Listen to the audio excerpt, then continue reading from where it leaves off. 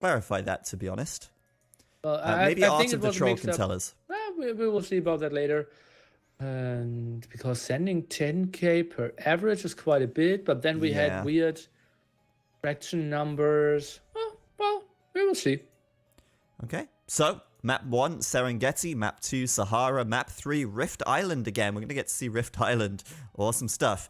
And if you guys are ready, we can jump into Serengeti. You can talk about the maps and everything once we get into the game.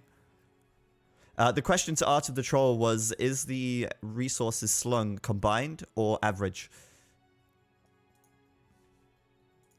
But anyway, he can answer that for the chat, and we can go into our next game right here. Awesome stuff with the stats and all the maps and stuff, nice graphics, but we're all here for some Age of Empires, so without further ado, let us start the game already, as you say, and jump into game number 1 here on Serengeti. We have spawning for Team Suomi, Veles in the gray as the Ethiopians on the right flank. We have the Max in his preferred position, the pocket, as the Indians and his cyan. And on the left flank will be Zupi as the blue Malians. Their opponents, looking to make a name for themselves in ECL, got MBL Red Mongols on the left flank. Pocket going to be Hart as the purple Franks. And finally, the right flank will be Leary as the yellow Ethiopians. Nili, tell me, what do you think? So, basically, you know that a lot of people are, from the top players, are thinking about how can we balance this game more. And one of the biggest concerns at the moment, the thing that feels most unbalanced, is the Indian pocket against the cavalry civ like the Franks. This will be a very tough task here for Hart. How he will try to approach it, because if we get into Castle Age or early Imperial Age and we will see those strong camels, maybe even Imperial camels, well, Franks, they kind of need to get creative, need to go for a lot of halberdiers, then you lose mobility. I think the Max, being the pocketeer, should dominate this game. Yeah, certainly. I mean, the Max, as a player, he's certainly well known in the community for liking to play these big, booming cavalry civs, so Indians, perfect fit for him. And as you were saying, their Imperial camels can make the Franks quite sad. I think that if we're dealing with these two civs on the flank, I actually don't even mind the Franks there because they can do a really strong, pikeman, monk siege push with cheap castles. But, I mean, in the pocket, that's not really as viable since you're so far away. You need that mobile unit, so you're kind of wanting to already be forced to go into cavalry, but don't want to go into the Indian camels. It's just kind of awkward. Awkward indeed. You can kind of do it if both of your flanks are going for mass archer units, maybe even CA for the Mongols here could be an option, but you need something to really force those camels to fight against non-knight civilizations. I'm expecting a very aggressive game from our 2 AM flanks here. Yeah, certainly. Mongols, with the hunt bonus, you can get up to the feudal age super quickly. Serengeti, just such an open map. You have tons of huntable animals of the savannah, and Ethiopians as well for Leary. Definitely two civs that can get right up in your face, and two players who are definitely not ones to shy away from aggression. Absolutely not. Leary is so aggressive, and he is just a master of controlling those archer masses. And we saw how good his KD was. He can really use them. Obviously, it's a big benefit. If you're always in the back, your teammates have to fight with the knights, with the camels in front, and you can do the damage from behind. Your KD gets better, but also his micro is just exceptional. Oh yeah, Leary, I mean, if there's anything you think about with Leary, it's his archer control, and it's really a beauty to watch. So definitely have to keep an eye out for that this game.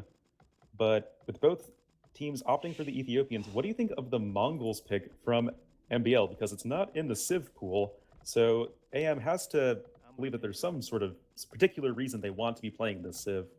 And the reason is we are starting this map with only one elephant. So the lame here is just so much more powerful. Just compare it. If you get lamed with losing one boar, but still have one, can push some deer, that's somewhat fine. But losing 100% of all your boars/elephants is just so more efficient, and laming is just easier when you have that Mongol scouting bonus. So I love that choice. Yeah, certainly. And Mongols, civilization that even if you don't get the lame off, which MBL did not, still have plenty of ostrich and zebra, still get a very quick feudal age, as MBL will be our first player to click up, though hot on his heels. Franks also can go for a very quick age up. You do have the faster working foragers, and I predict many a scout cavalry in the near future. Oh yeah, absolutely. The pockets have to go for it, and the flanks, well, we will see. Felice, he is for now sending some villages on gold, so that will be archers for sure. We can see archers from Zupi, left hand side. I here's gold mining as well. MBL going for those archers. The only question is Mr. Leary. He can delay it a bit though. We'll get 100 extra gold reaching feudal age, but now sending them on gold. Nothing too surprising here from Leary as well.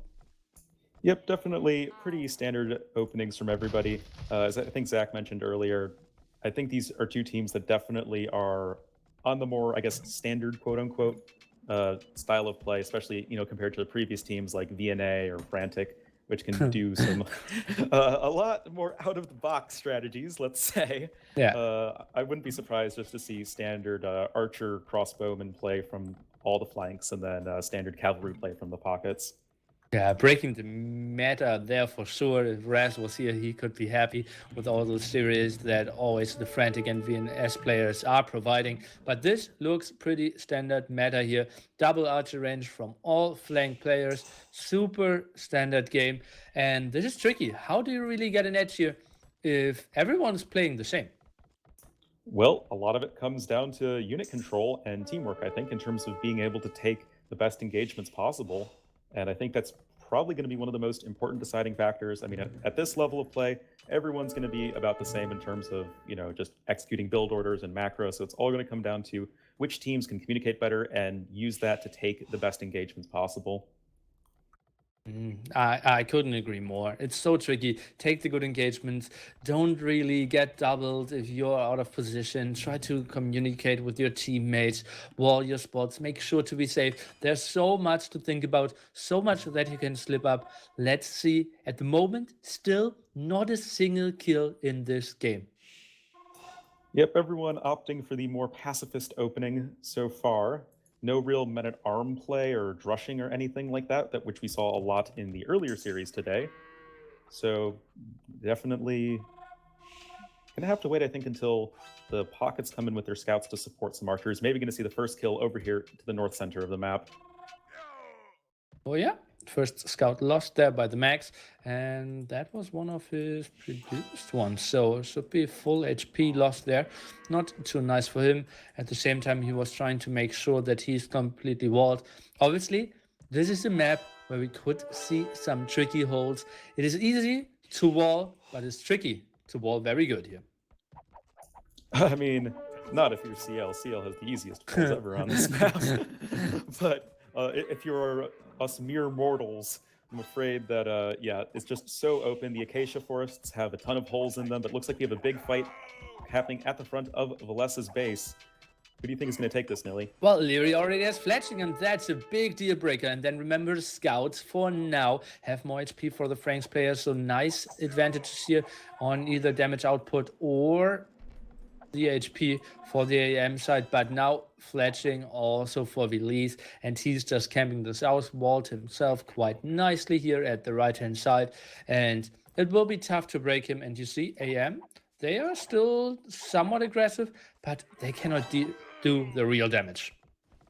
Yeah, certainly. And as much as we talk about Franks struggling to deal with the Indians since we hit the Castle Age, right now, before Bloodlines comes in the Feudal Age, the Frank Scouts are going to have that 9 extra HP, so that's going to help a lot in these early engagements. But it seems like both teams feeling a bit too cautious to want to take that fight there, both deciding to disengage. And you see, that's the beauty. Hart and Leary had the aggression, and now they decide, okay, Hart come over to the other side, and that will be a nice double. MBL and Hart will play against Soapy. This will be tricky for him. He at the moment still has the hill, is getting the +1 defense, but that is a double, and the max is out of position. This will be super tough for our player in the blue trunks.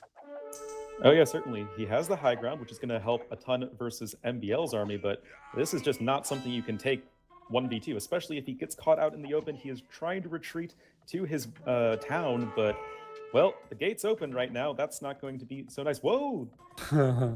Just slamming the door right in Hart's face right there. Yeah, that was pretty lucky for him. But still, aggression against him. Let's take a look. The Max and Villiers, they know Leary will play this very defensively. Let's go for the pocket, and at the moment, Hart could be hit quite nicely. Oh, this is a pretty intense one. Let's see how Zupi can defend this one. Yeah, this is a pretty tricky defense here for Zupi. As you say, if the armies of AM rotate to the north, his Zupi's woodline is very exposed right now. And it looks like could see attempted run by on the other side with Max and Valessa, but I think Quickwall will be in time for Hart. So I think most of the action is still going to be happening over here, but Hart, feeling the pressure at home, is going to at least want to disengage for the time being.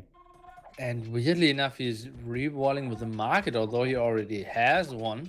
I think, well, maybe just wants to get maximum distance there. Obviously, market a nice big building. Get some range there, but still loses a villager. Leary coming over, trying to defend his teammate. Nilly, you just don't understand the strats. You gotta, research caravan coinage all at the same time. Gotta make sure you have the double market play for that. But no, Hart going to be deleting that. Leary coming in to help out his teammate. And we see both teams very cautious in actually taking these engagements. No team really wanting to commit so far. Oh, but now that might change. Leary has the hill. We see the Max now with Bloodlines, so HP advantage on the side of the Finns. He's getting the +1 in as well. This has to be the time where they need to engage. Oh yeah, certainly. The scout numbers do favor the Max at this point, but the archer numbers are just so in favor of Leary. I think this is just going to be a pretty good fight here for AM. You see the Finns trying to back up as much as possible, but here comes MBL from the back. We might have a little bit of a Finnish sandwich. Oh, and I was surprised that they didn't take this engagement beforehand. The Max is now running away. Vilis lost every single of his archers. Now trying to X, and now Zupi is going forward. This will get tricky if Leary is going to the left-hand side, which he is not. This could have been another team fight against only 2 players. Rightfully, Zupi is retreating. Yep, we see the Max trying to perhaps run by towards MBL's base, but he is walled to his TC. Don't think that the Max is going to want to commit. He is our first player up to the Castle Age, is actually getting the Light Cav upgrade because he still has plenty of scouts alive. But I think other than Valessa losing quite a few units, we should be transitioning into a more stable Castle Age. Well, his scouts hard? Oh, no, it was the Max getting Light Cav. Yeah, that makes so much more sense. I was confused for a small second. Yeah. And I like that upgrade. It just puts so much more fear in the head of your opponents. And yeah, he's just super active, forces MBL to not move out. He still has some army to attack though. And at the moment, Zupi out on the map. This will get tricky. If he breaks that palisade gate, which he will, he forces a lot of idle villagers. Yeah, certainly not a whole lot here to defend for Zupi. He's running back home with his archers, but you can't engage crossbows with feudal age archers. He's going to have to invest in a couple of defensive watchtowers. That will cover most of his economy, but at a minimum, it's causing a lot of idle time for our blue player, though perhaps maybe MBL is going to be in too deep. He could be caught out of position. He's going to be busting out of the palisade wall to the north. Beautiful stuff, and you were so right. This could have been an evil trap, and we see the Max is coming over as well. MBL is getting some help from Hart, and it feels like he could get out without being trapped. And now the question is Leary coming over? Yes, he is. Perfect team play here by AM. All 3 players together. Now they're trying to punish the Indian. Yeah, and of course, Indian camels, while they are incredible against the Frank Knights, are going to be comparatively quite bad versus all of those crossbows of Leary, and his army right now is massive. And yeah, it's going to be looking pretty terrifying. Everything kind of converging at the base of our player in Cyan. Let's see how he can do this. tricky to maybe lose the stables. They're pretty exposed. Leary might get a kill there against the gold villagers. Gets 3 kills. The max not reacting. 4 villagers down without really doing too much. He is at 49 villagers, slightly leading. We have Zupi coming over. Where is Release? And this will be an enormous fight. All 6 players around. Everyone's armies are here. We do see the slight high ground advantage in favor of Zupi. And also, I just think the sheer numbers of cavalry is just vastly in favor of the max over Hart. And I think this is likely going to be a pretty good fight for Team Finland here. It's a weird engagement by Belize. He kind of patrolled in there, trying to chase down, and it feels like Leary is doing quite an okay job. Obviously, they have the lower numbers, but they are forcing all the army to go back. Wasn't really the big fight that I expected, and now Leary and MBL, while running, are losing quite a lot of crossbows.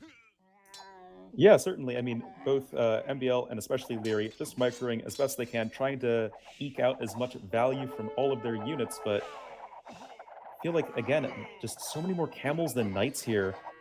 But maybe this is the big fight we've all been waiting for. The players kind of dancing back and forth. Feels like they're stalling time. Sorry for interrupting you there, because the left-hand side, MBL is now coming over with the second group. They pulled all the armies from the Finnish guys away and more towards the center. A lot of crossbows even dying of Elise. And now they attack at the left-hand side on Zupi. Well, he still has some crossbows at home and building a weird TC there on that hill. Yeah, it's an interesting one, to say the least, but looks like maybe a lot of the camels of the max have actually gone down. It's lost almost all of his camels he had over towards the base of Valessa. And yeah, MBL just kind of everywhere with his crossbows. Yeah, they are doing quite a lot of good job. This could have been a fight where they lost so much more board some time, and they kept those camel numbers down. And we said earlier, those camel numbers are so important. And at the same time, look at the TC at the front of Belize. Oh, yo, that's painful. Oh boy, that's a TC that just isn't. And it's going to be pretty tricky here for our Gray player to really, I think, catch up in terms of economy. He's already fallen very far behind in the villager count, a good 10 to 20 villagers behind all the players on the other team. Something has to, I think, come here from Team Finland to catch up. Oh, that's a tricky spot, and that was his first extra TC as well. At least he will have troubles. He will be behind heavily, I think. Omi, they need to take some aggression. They need to force Leary in some fights so that he does not boom away. In the meanwhile, not much going on. It's again this fight with all the armies clashing. Another potential for a big fight over here. Again, Leary just really fantastic micro from our yellow player. Pretty much a 2-to-1 KD right now. Just great control from our young Austrian player. Not on the 3 TCs just yet, only on the 2 as far as I can tell. But, okay, yeah, third one TC coming up for him. Less focused on getting a huge economy right away, but still just great army control here from Leary. 65 villagers, he didn't lose a lot. That's why he is so ahead in numbers. And look at that. They are not willing to engage against Leary. They are going to the left-hand side. They want to do some damage against MBL. They know he is probably not getting a lot of help. And at the same time, Zubi did build some mangonels to counter the crossbow masses. So once they get the army control, they can tear down those TCs here as well. Yeah, of course. Serengeti, such an open map. All of your extra TCs are going to be very exposed. Definitely, we can see the front of MBL's base here. TC totally out in the open, even has actually a bit of a bugged stone, but not probably going to be too big of a deal in the short run. And I think it's all going to be about this hill at the front of MBL's base. If either team can control it, they'll probably be in a really good position to take the fight. Mangonel coming in. Oh yeah, Mangonel dance, obviously pretty important in those situations, but not a lot of protection against the camels. And that's a big mass of camels because the max is raiding there at the front, putting, well, some damage against the Mangonel. At the same time, he's raiding the back base of Hart, who has to retreat and cannot really help. And the max is also on the way to Imperial Age. This guy is just crazy. Yeah, the max just such fantastic macro management in terms of getting his economy out and running. Of course, Indians with the cheaper villagers, you end up saving quite a lot of food over the course of the Castle Age and getting your economy rolling. It can lead to a pretty fast Imperial Age. Camels, also cheaper than knights, helps in that regard as well. But Nilly, there's a castle, and it's coming right in the face of NBL. Oh yeah, and that's, well, actually attacking all the stone of MBL there as well. It looks like there was one backed stone even. The other one is at the front. Hard is coming over with a lot of his knights, but those knights, well, camel numbers are increasing. They really lose in value. Yeah, it's kind of a tale of two sides of the map right now because Valessa is kind of struggling on his side over in the east versus Leary, but MBL is under so much pressure right now. Hart trying to come in and bailing out his teammate. Maybe the crossbows of Zupi a little too split up right now. He kind of has his army in two sections, but Knights coming in, Camels trying to come into support from the Max. Yeah, nice support in time. They lost, I believe, like 3 crossbows. That's kind of okay. Big problems though. Yeah, left-hand side, that looks nice for the Finns. But right-hand side, Leary will soon have Arbalests, and that is some damage output here. Not only is it some damage output, but it's some good damage output. And there is not really a whole lot here I think that Les can do to engage this army of Leary. I mean, he doesn't even have any mangonels here to deal with one battering ram. He just has to rely on all of those crossbowmen. Going to be trying to throw down a defensive castle here, but oh man, a lot of those villagers seem possibly caught out in the open. And this is just a really rough position for our Grey player, though simultaneously also pretty rough here for MBL. Yeah, and this will be interesting. Both sides kind of advancing. Now we see another raid through the center. Heavy camel upgrade is coming in. Shouldn't really fight before that finishes. Here is the Max. He's already taking quite a bit of center control as well. Taking a lot of that gold in the center. Absolutely love that play. This will get super interesting. Leary killing Belize or Zupi killing MBL? What is going faster? Well, MBL is losing his starting TC, like, now. Whereas, well, Valessa, he's okay. I wouldn't say he's in a good spot, but he's not, like, dying right now, which I think is a pretty big deal because it's super important if you're losing your side as the flank in a team game to just die as slowly as possible, because then potentially you can buy enough time for the rest of your teammates to push the other side, and that is exactly what we're seeing here for Team Finland. Yeah, and that's why great team communication as well. The Max did even sling some resources to Belize so that he can build that defensive castle, can build himself some more time. And now look at that tag at the top right-hand side corner for the Max. Oh, it's the big imp camel on the way for our Cyan player. Leary, though, with a few arbalests running around, actually has a large mass in the base of the Max. And I don't know, Millie, how do you feel Imperial Camels fare versus the Ethiopian Arbalests? Is that kind of seems to be the big clash that we're going to be seeing here as this game progresses? I'd say it's fairly even, small advantage probably for the Imp Camels because they have just so much defense. The big thing though is the Max can decide when he wants to fight. Leary has to be open, he kind of has to stay staggered, can run around. Yeah, he's getting a lot of kills, but the Max can just go back and then decide, okay, now is the time to fight, now is the time to clear up right-hand side. Now we see even the Paladin push though. Yep, Paladin's going to be incoming here from Hart. He really hasn't taken a ton of damage so far, and here there is going to be a little bit of a problem, I feel, for Zupi, in that his Arbalests lack Bracer, and that is just such a crucial tech if you're fighting the Arbalests of MBL. He does have Onagers, they do not get Siege Engineers, so it's all going to come down to, can those Onagers get enough hits to really flatten the crossbows of MBL? We'll see. In Camels now fighting off against those captains here. MBL, he's now moving forward. Onagers, can they get the hits? We see the trap, 20 HP is getting repaired. Zupi not really willing to engage here. Nice moves by MBL, buying himself a lot of time, although we felt he should be the dead guy. Yeah, I mean, like we were saying, eventually Valessa is going to die, especially with Hart joining the party with his Cavalier, soon to be Paladin. And now I think it's a matter of how much damage is Leary doing in the back of the Max's base. He's still at 120 villagers, but that count could be plummeting quite quickly. And beautiful team play there. You see Onage is being sent by Zupi. Velise is sending his Arbalest, and that is just showing how well they're playing together. Onage's shot could now clear all this up. Beautiful, beautiful team play here. And they are somewhat stabilizing. At the same time, left-hand side is pushing for him. Yeah, very even game right now. Slight score lead to AM currently, but yeah, this is a very close game and probably one of the longer games we've ever seen on Serengeti. Castle going to be going down very soon though for Valesa, and once that goes down, how does he stabilize? How does he prevent the steamroll from coming in? It will just get tricky. He has to rely on a lot of help from the Imp Camels. But Imp Camels at the moment, they are just not really in the numbers. Look at that, 24 military from the max. I would have expected more, like, reasonable numbers, more in the 50s, 60s even.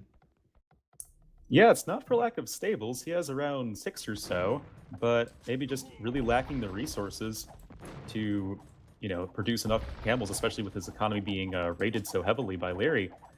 But looks like Zupi will be making a transition out of the Arbalests into the cavalry units, Malians with pretty solid cavalry.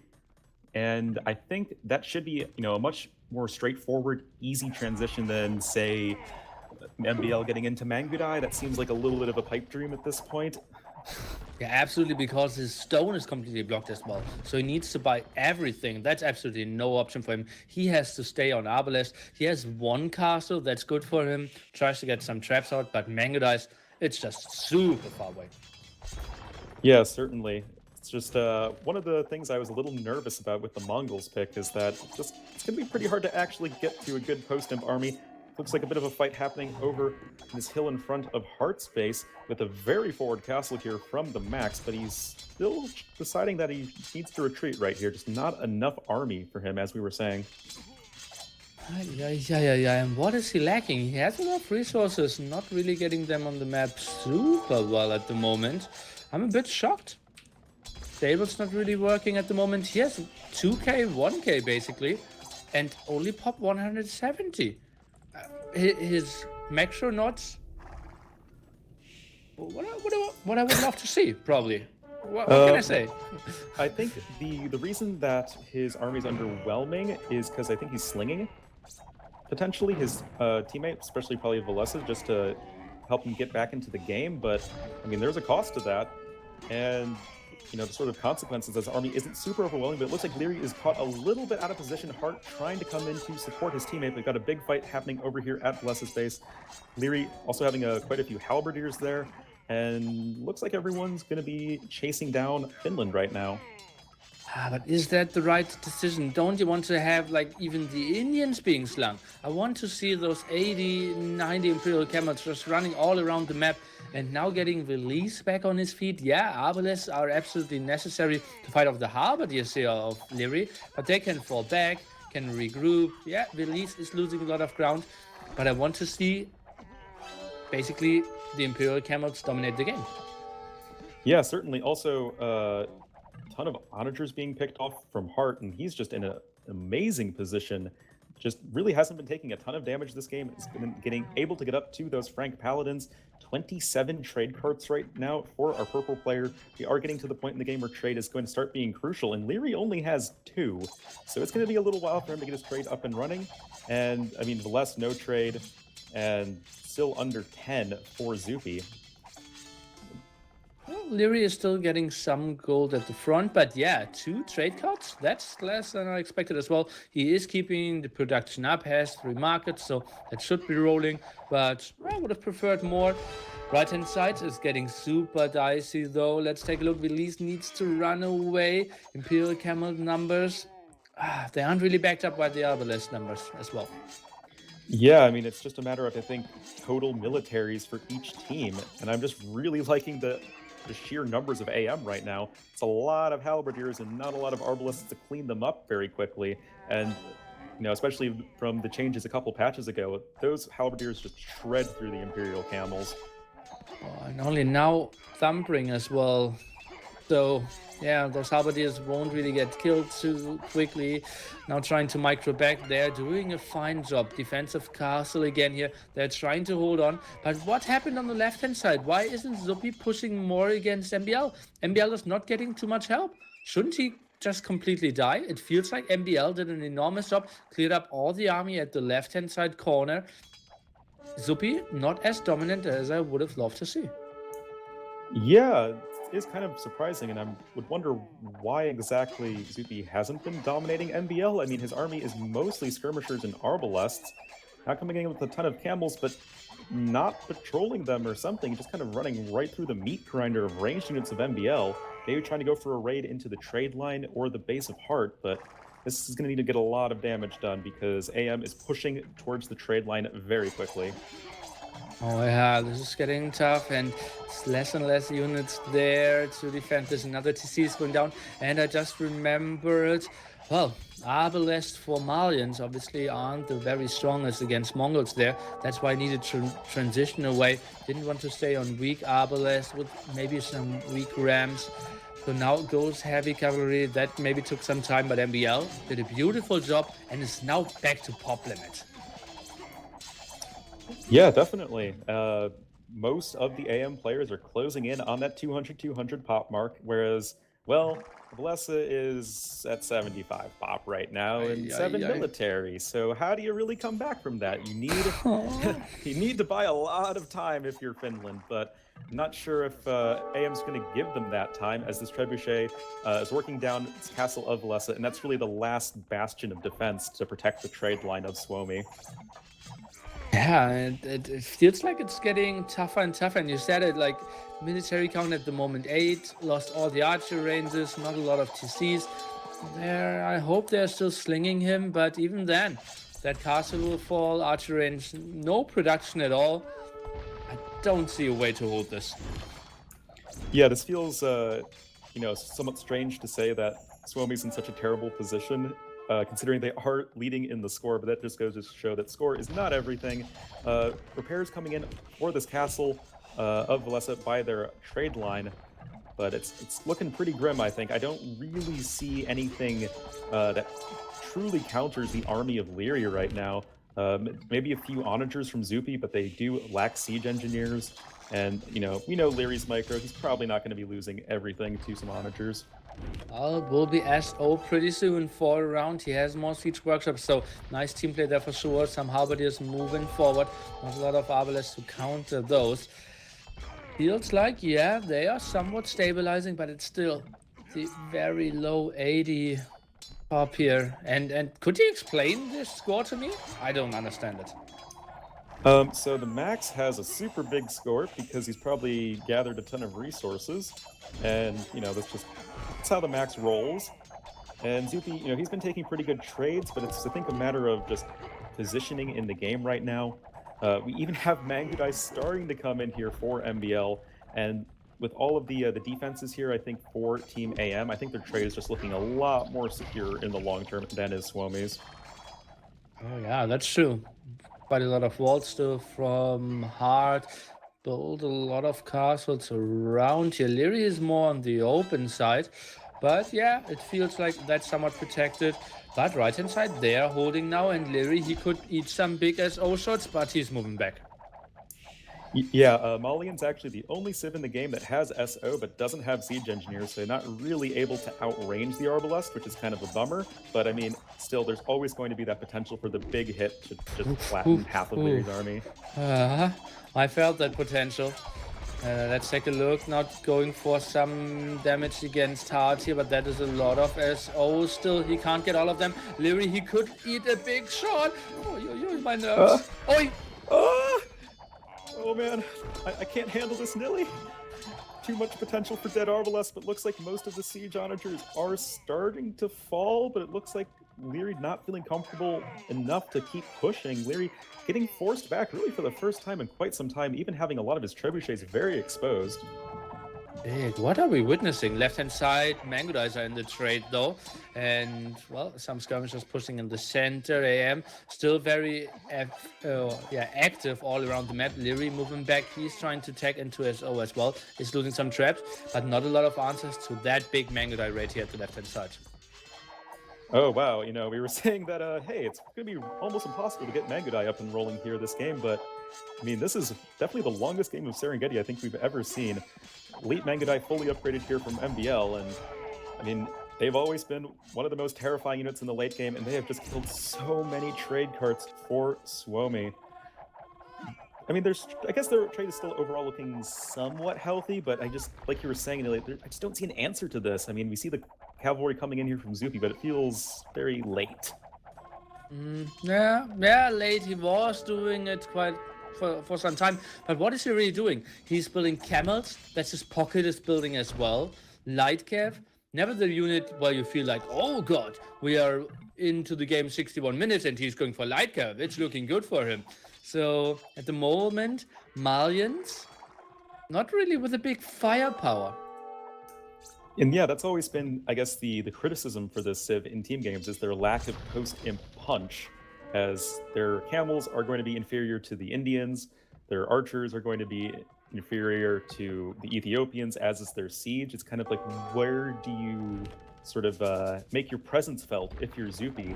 And your best bet is probably going to be that cavalry, but even then, it's not really compared to like the Mongol Mangudai or Frank Paladins or whatever. Well, those are some of the strongest units in the game. Obviously, if you mention those, it will get super tricky. Tibetos, I don't really see them working too well. The Champ Carls couldn't really do too much against the Mangodais. It was tricky for him. And Malians, maybe it was an option to go for the Sling, because I still feel that if we see 120 imp camels on the map, there's not much AM could have done. Yeah, I think that's actually a really good point, Nilly. If, say, instead of the max slinging Valesa to, keep him alive, what if Zupi did that? Or, even slung the max so we could get up to, 80, 90 imp camels. The Halberdiers are just now coming in from Heart. Leary didn't have a ton at that point in time, so that might have ended up being the decision that costs Finland the game if they do, in fact, lose this one. Well, it looks like they're absolutely stabilizing at the moment. We said, well, he's pop 86 military. What is going on? This will get so tough to hold. And suddenly he's looking at pop 150 and building quite some eco. Has a nice amount of military. Trade is looking good for them as well. They kind of won the last 5 minutes, I'd say. Yeah, I mean, at least in terms of not dying, but we did see over at the north of the map, Zupi lose somewhere in the ballpark of 8 or 9 SOs to some Paladins of Heart, and Castle once again under a ton of fire from 3 trebuchets of Leary. And like we were saying, once that castle goes down, that trade line is looking mighty open. Leary even coming in with SO. Oh, this is going to be so tricky. Believes he needs a lot of help, so he cannot fight alone at the moment.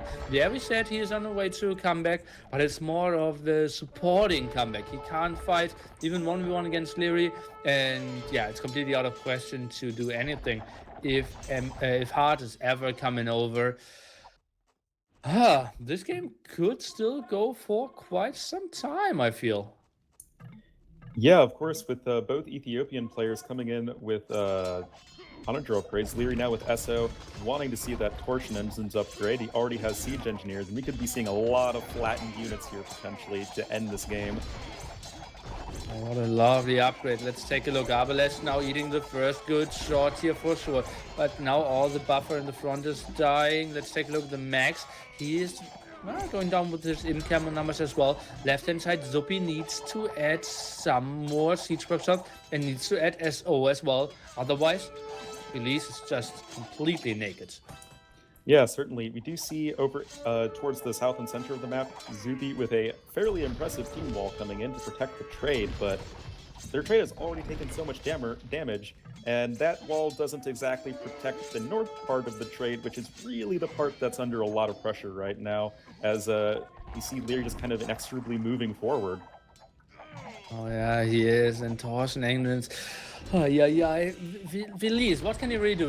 He's taking into SO as well now. That feels like a bit of a double kill, right? 2 players taking for SO. It's such a costly upgrade.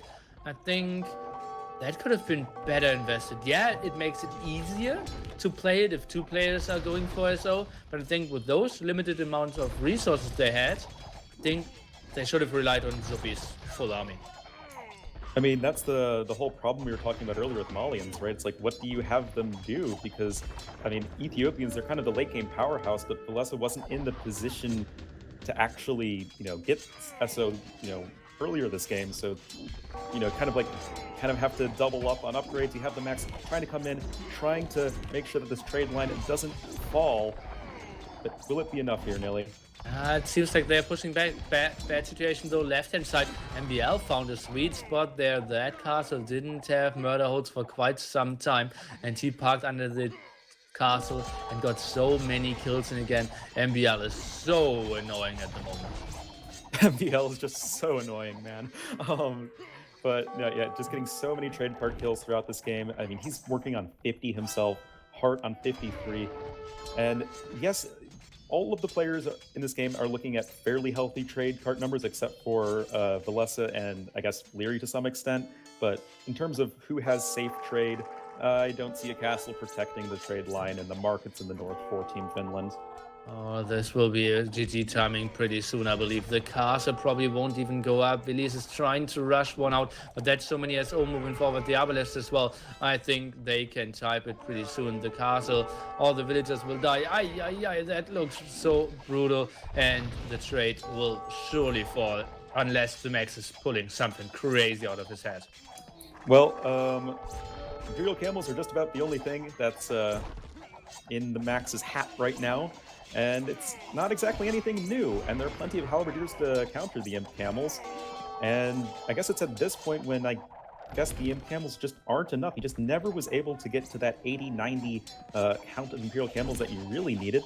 I guess they're cleaning up some of the Arbalest, but I feel like Leary probably should have a few more forward production buildings. His army's very slow, and it takes them quite a while to get back up to the fight, but I still feel like he should be able to keep on pushing this one. Absolutely feels like it. Yeah, he needs some time to reinforce. Would be so much better to do it. By the way, we have a big raid at the south now for the Maxis going into the trade. A lot of Imp Camels trying to kill some, and they are doing a fine work here. Yeah, I mean, the Max he's trying to keep his team afloat.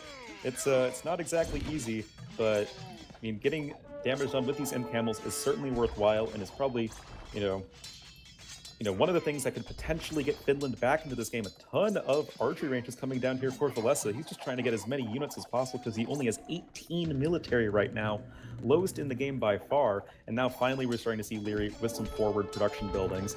And yeah, it's a game of inches right now in terms of just trying to take as much territory as possible, get closer and closer to that trade line, because that's really, I think, what's going to end this game one way or the other.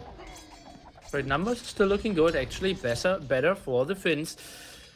Perhaps now unpacking will try to go for that castle. A lot of archery ranges and siege workshop built, but they are now somewhat blocking the trade even.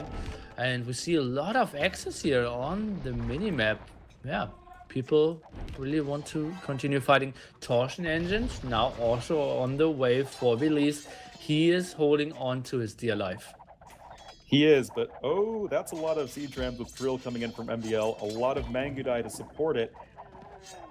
Is it going to be enough here? Are the camels going to be enough to really stop this from MBL? I mean, this is a pretty terrifying push.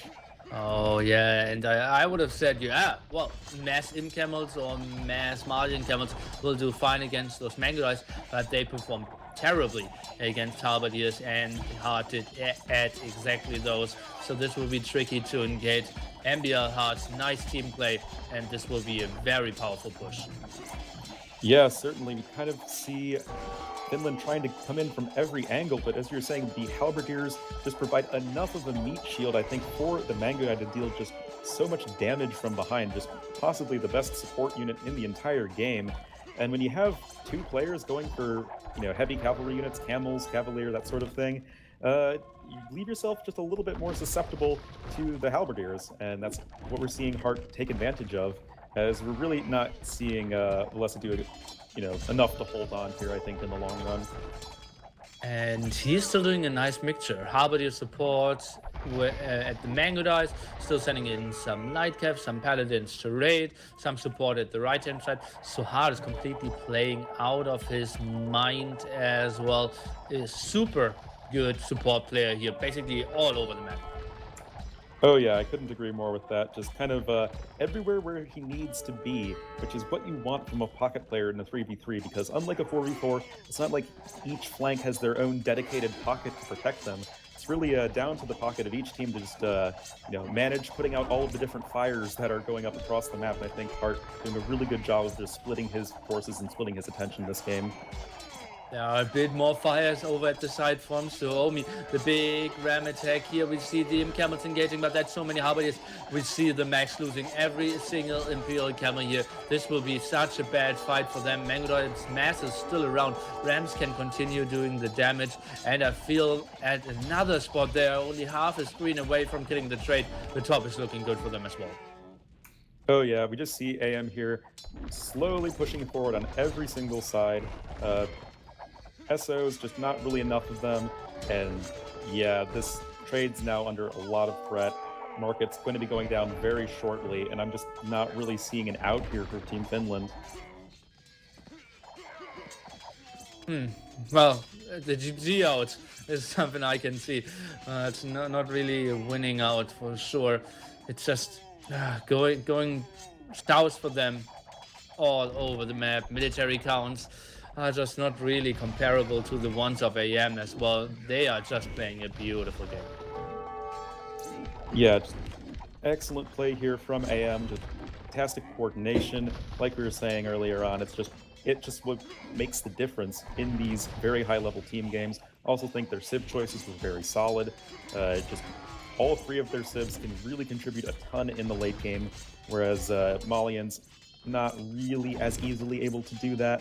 So taking a little bit of a gamble with Mongols, as they do kind of struggle in like the mid game, but we're at hour 21, and yeah, that's pretty scary right here for Team Finland. They're pushing back the right hand side and the center again. It's just incredible. Well, those heavy camels and camels, as I said, they are efficient. It feels Hart and MBL, they need to regroup. They need to get to another like 60 halberdier, 40 Mangudai, and then go for another push. But at the moment, needing to lick their wounds. Ooh. Well, we have Zupi. He's getting the Elite Gebetto upgrade, so he sees it. He sees the potential of the unit. I mean, we saw Riot actually go for the unit earlier. I know you didn't get a chance to catch the games earlier, Nilly, but Riot, he tried to make the Elite Gebetto work in one of the earlier series of the day, and it didn't really go so well. See if Zupi can make this unit shine. Oh, they are great against the halberdiers. So it's nice to kind of kill the buffer before the Mango dies. But once camels and halberdiers fall, those Mango dice against Gebetto, it's not even a fair fight. Not remotely, and also there's the potential of SOs maybe flattening the Gebettos, as they are quite vulnerable. And I'm wondering, would AM perhaps be better served if they were helping Leary push a bit more? I feel like Leary just needs like a little bit more to really, axe this trade line and end the game, but maybe he's able to do that right now. Castle trying to be established here for Valessa, but that's a lot of SO. Yeah, I couldn't agree more. The mistake that Hart here is doing is that he isn't supporting too well. He just needs stables everywhere. He's still producing very far from home. He is going for some center control, but why? Well, just build 8 stables behind the lines at the top for Leary, and whenever Leary says, I need paladins now, with chivalry, Frankish paladins just instantly created could help so much better.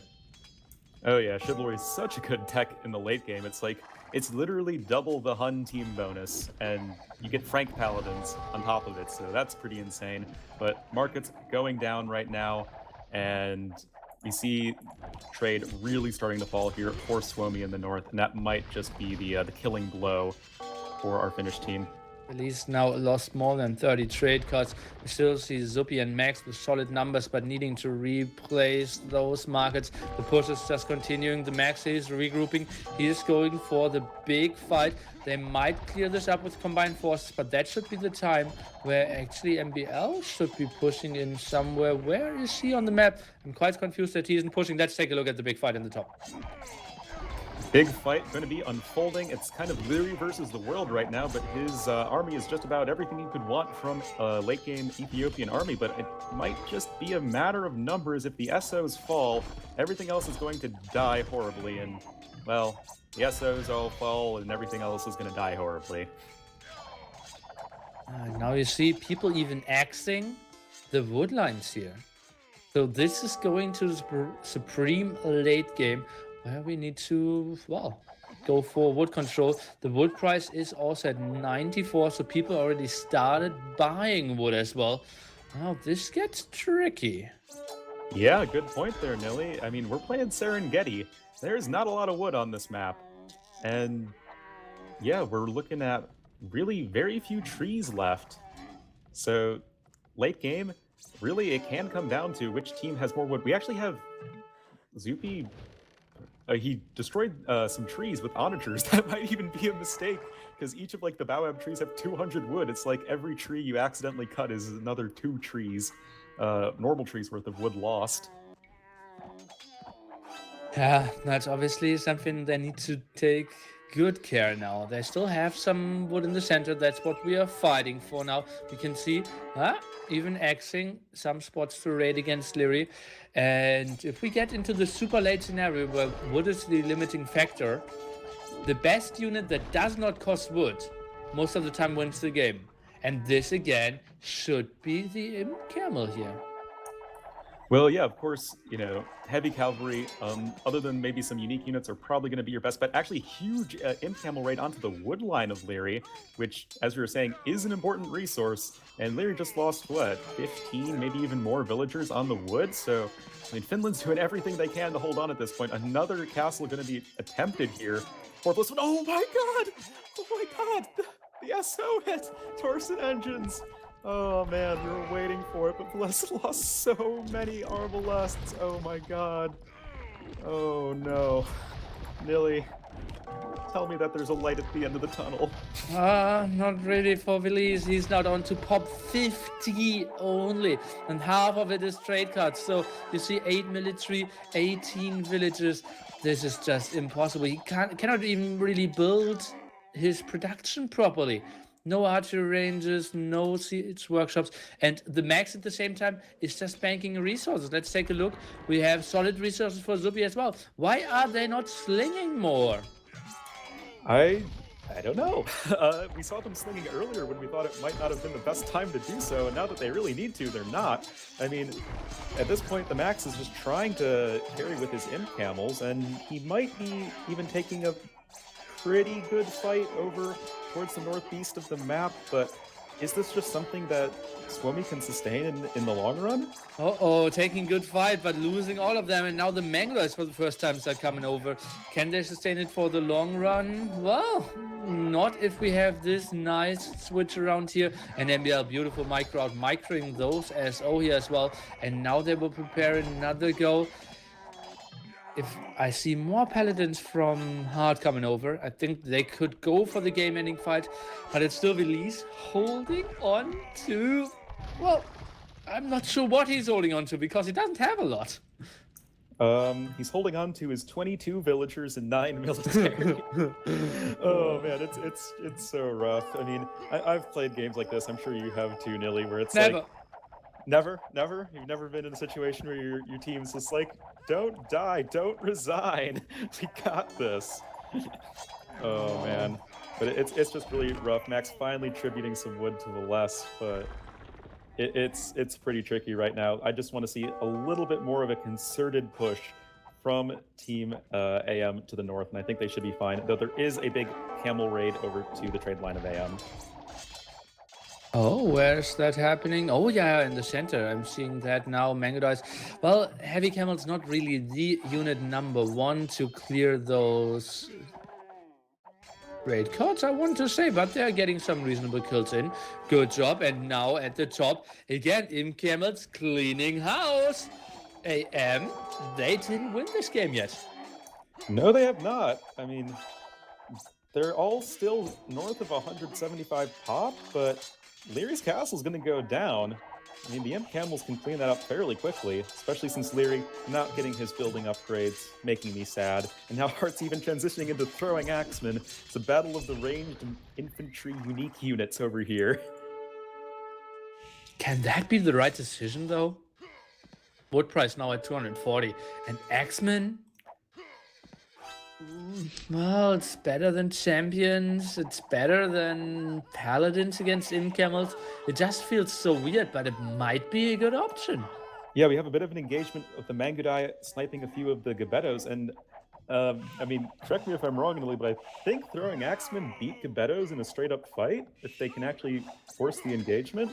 But yeah, a lot of Gebettos going down right now for Zupi, and that's going to be still fairly expensive to replace.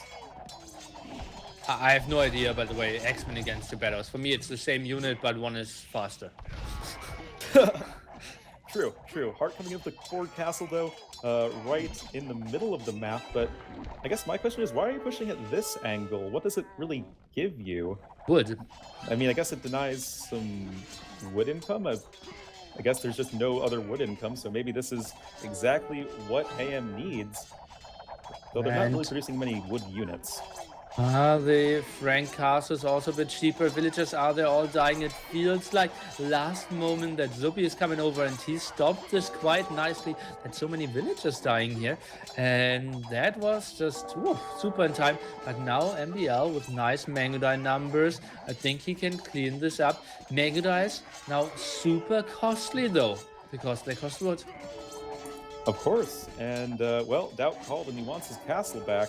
Heart sending some more villagers forward, but there just isn't enough buffer for the Mangudais, and oh man, MBL lost so many Mangudai to the Imp Camel right there, and there's still plenty of Gebetto left for Zupi. He has 92 military right now, Nili.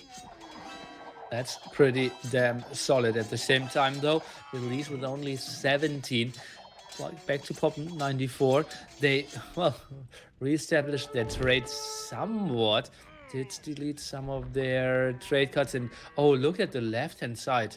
The trade isn't going super efficiently there. There's still a lot of wood left as well.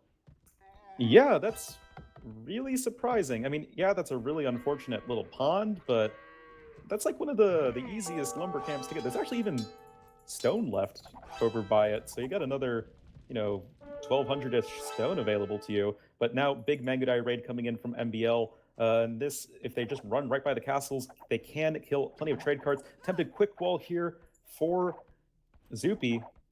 Actually, will be enough. Lots of damage being done to the Mangudai. Well, is it really? It's one castle, and now they're through. Not a single Mangudai died yet, and the Gebettos are super far away, and they aren't good for clearing up. And the Gebettos are going back as well. Did you really send them back to the center? I'm super surprised. What army is going there? Some Imp Camels, but not a big group. The Mangudais won't get cleared up for quite some time. Yeah, certainly. Lots of trade cards are going to potentially go down. We see the Finnish players trying to prevent the trade cards from going on a doom trip to the other markets. But yeah, another attempted counter trade line raid going on in the base of Heart. And that is also going to be quite a few trade cards down. I mean, both teams just dealing very significant blows to each other's trade line. And the Maxi is back at it again, and the Mangudais of MBL are pulled away. This is such a tricky game. I can't tell you how long it will take. I can't even tell you who is going to win. It feels AM still has the advantage because they have so much more map control, and Shoulder Warriors. They could be a pretty nice addition, especially with Halberdiers together against those Imp Camels. They have to go back in the center. Are Showtells effective against Gebettos, though? Because I feel like don't they just kind of die before they can reach the Gebettos? I mean, these are the things that we're learning now. Obviously, all of the new expansion units are a lot less known to... Oh, wait, so shots! Oh, so... Oh my god! So some many big ones. Gebettos going down right there. Torsion engines, it always delivers, Nilly. Yeah, and that's what we can say about both units. Gebettos and Sodals. They just melt to SO because they're so little in their HP there. So, yeah, they always have to be on their toes. Tricky stuff. And Suomi, they're pushing this back again. And honestly, at one point, I was like, okay, this game, let's see how long it will take. But I felt AM won it. But now, I'm not sure at all. Look at the score. Yeah, that score is gonna flip real soon. Is AM gonna fall apart here, Nilly? They've done it before, in ECL. And yeah, Hart losing a ton of villagers. Their populations are not looking terribly healthy. The max still standing strong at around 200. Zupi not too far behind, and AM lost the score lead for the first time in like an hour and a half. What the F? How did that happen? What are they doing? Is it the Imp Camel? Is the Imp Camel alone winning them this game? At the moment, he's at 70 military. For the first time, the numbers are plummeting here from the AM guys. Yeah, they're still healthy, 50, 60 military numbers. Villager, not too high. Trade could be better as well. This is impossible to call. Yeah, it really can go either way at this point. What a game to start this. This is just game one. Oh my god! We have another potential 5 games to cast. Oh man, this is just such a great way to start this best of 3 here between these two very closely matched teams. Oh, absolutely. And that has to be like super exhausting for them to play as well. It's not like Black Forest 1 hour 46 minutes game where, yeah, I will micro an SO here, let's camp there, I will boom some optimization on the farms. No, this is fighting all game long, all over the map, rebuilding trades, building villagers, slinging your teammates, raiding here, defending there, another raid over here. This is so mad. Yeah, Nilly, as Robo pointed out in chat, there isn't any wood left for AM. Like, they are literally out of wood, and that's why we see MBL's population count just plummeting so rapidly, because his sort of unit that he can best contribute with, the Mangudai, is pretty expensive on the wood. So he's gonna, he has to buy pretty much all the resources to replenish them at this point, and wow. I mean, we really have mostly food and gold units from at least the most contributing players on Team Finland in the Max and Zupi. And it is 322 wood at the moment. Let's take a look. MBL, for him it's 364 because he does not have guilds even. So a single Mangudai costs like, what is that, 500 gold now? That's just ridiculous. Oh, it's more than ridiculous. It's ridiculous. Oi! And yeah, it's just so hard to sustain the Mangudai production at this point, and yikes. If this is a comeback from Team Finland, it's definitely going to go up there for Game of the Year for me. They're leading by 90 pop now, and they will get another raid in the center where there is a lot of wood income. Axemen will go down, and those Imp Camels, that's what I said several times. Imp Camels will dominate this game in a normal game, and now without wood, even more. Oh yeah, certainly. I'd be interested to see how different this game would pan out if it was played on the current live patch where the Imp Camels have the 1 less melee armor. But I mean, that's not the patch that they're playing on, and well, Camels are killing a lot of paladins in the center, and it doesn't seem like there's just enough stuff here for AM to hold on. Left-hand side will be interesting. There's another push from Zupi. He's now moving in. Elite Mangudai are trying to defend. There's also 2 castles, some Axemen behind there, I believe. Zupi should not be able to do too much damage. Kind of a suicide mission for him, but he is going back. Clever choice. Yeah, definitely. I mean, just going to be a little too many units to try to muscle your way through to get to the trade line. And wow. How does this game even end anytime soon? Well, it is the max getting onto 100 Imp Camels, and no one else having an answer. That's how it will go. Yeah, of course, and anyone making halberdiers, that requires wood to make, and if that's the most valuable resource, then it's just kind of sad at that point. Maybe the show tells can be an okay answer, but they're never going to be a population-efficient answer. And looks like maybe Zupi can find a way in. Only some houses over here. Gotta love that Indian team bonus. Camels deal damage against buildings. Yeah, how much is that? That's 7 plus 7 plus 6 or something? So they're doing quite a Yeah, lot. Nilly math. It's 20, right?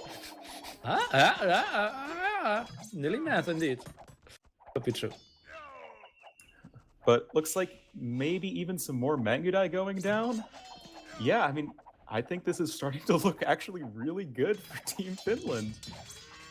And at the moment, it's totally fine if you trade like 3 heavy camels against a single Mangudai. Because a simple wood unit is incredibly expensive. And you see MBL is just struggling so much. He has 106 population at the moment, and that's including his 33 super precious elite Mangudais. Yeah, I mean, I couldn't put it better myself. Like, every single Mangudai that MBL loses is just so expensive to replace. And like, even in terms of Paladins, like, they're so much more expensive than the Imp Camel. Like, Imp Camels are such a cheap unit for how good they are. I think that's one of the more underrated aspects of the unit is, like, compared to the Nightline, they cost a fair bit less and really helps the Max just keep his camel numbers so high this entire game. Yeah, and now they're in the trade again. Indeed, in camels, as I said, they feel kind of broken and they need a lot more fixes. We are playing with 5-7-4 of the balance patch, so +1/+1 for them here. And this is just a tricky spot.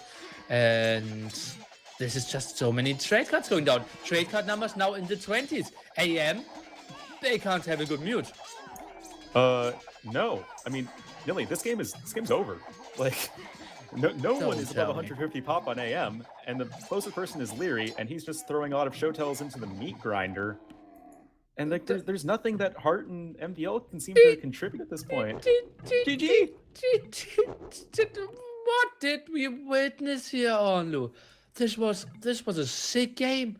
Like, it felt okay. Release at minute 35, lost all his villagers there at the TC. It is GG. Then okay, well, they recovered. Now they're pushing at the top. It is GG. Okay, then they hold the top. Okay, left-hand side, Zupi is breaking down against the Mangudais. It is GG. And I was wrong like 4 or 5 times in this game. The Max, the Imp Camel, is a beautiful unit, and he made it work. Oh man, did he hit that C button a lot. But yeah, oh man, Neely, that was an amazing game. Almost 2 hours game time. Oh boy, and that's just game 1. Like I said, we're in for a real treat with this series.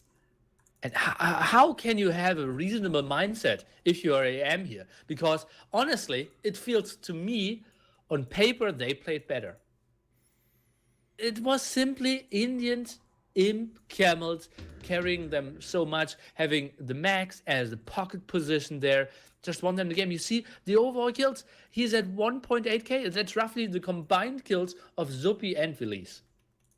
Yeah, that excellent stat there to point out. I mean, the Max just totally carrying that game. I mean, we make jokes about the Max pocket with a Paladin Civ, well, equivalent thereof with the Imp Camels. And yeah, he is just such a strong player. Really, I don't want to say like abusing an overpowered unit, but making good work with it. Holy crap. That game. I feel like that might have been one of the best games I've ever seen in my life. My vote for best game of the year. Like, seriously, though. I mean, at one point, Veles is down to like 40 pop, while AM are all at 200? And they come back from that?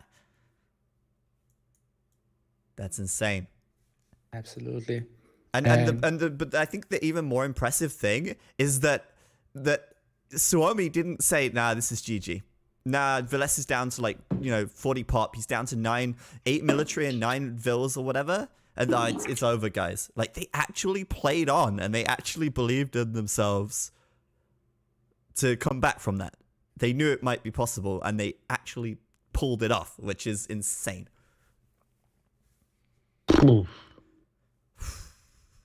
Right. How do we even go forward from here? Because that was mental. What is the mood in the team now? if you feel AM, they have to be like shattered, and Suomi yeah. they feel like they are unbeatable at the moment. They were down so many times, always refused to die. Yeah, yeah. I don't know, man. That's rough. Yes, that's rough for for AM at least. I mean, even Finland are probably feeling pretty worn out after that one because it was a very hard fought win. It's not like they had it easy. Jeez. Yeah. Dang. Members saying, do we need a 20-minute pause now? No, we don't. Give us a few minutes, though. I think everyone would probably do well to have a drink of water and take a moment here. So are you okay with 4 minutes, guys? That's fine with me. Okay, I'm going to stick 4 minutes on the clock for game 2. Grab a drink, take a quick toilet break if you need, and we'll be back shortly for game 2 in, well, what is so far the best series we've ever seen. We'll see if more of that continues in the Sahara for game 2, so we'll be right back. Stay tuned.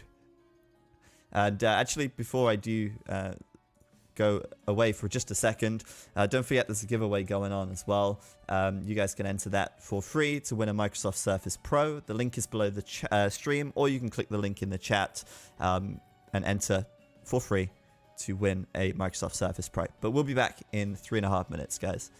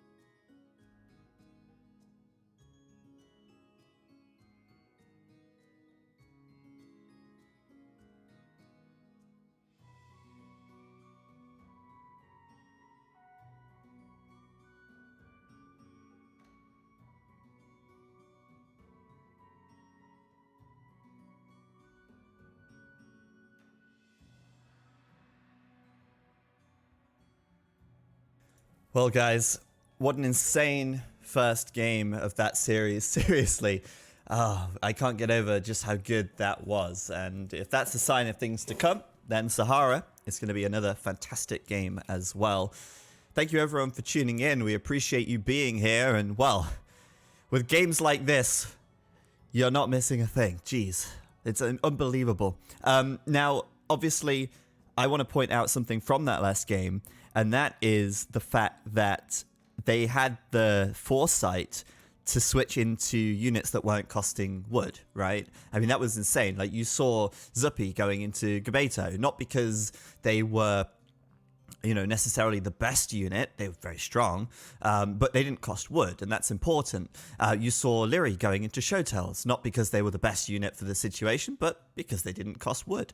And so then you ended up in a situation where MBL didn't have a unit. Like, what does he do? He can't make a unit that doesn't cost wood, and, well, when you've got no wood left, you're in big trouble.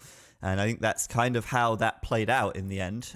Maybe you guys agree or disagree, but I think, really, I mean, Mongols, you can't argue that they're a bad team game civ, but perhaps they weren't the right civ for that situation in the end there. Yeah, probably not. And if I recall correctly, Lyri never was above 30 trade cards or so. And in general, I feel like AM didn't have as much trade as they could have. And that might have cost them a lot of resources over the course of the game, even less able to buy wood. Yeah, absolutely. Absolutely. So Nilly, are you back? Yes. Okay, great. So let's go into game 2. People are starting to leave, so we'll get game 2 going. So stay tuned. That's going to be starting in just a second.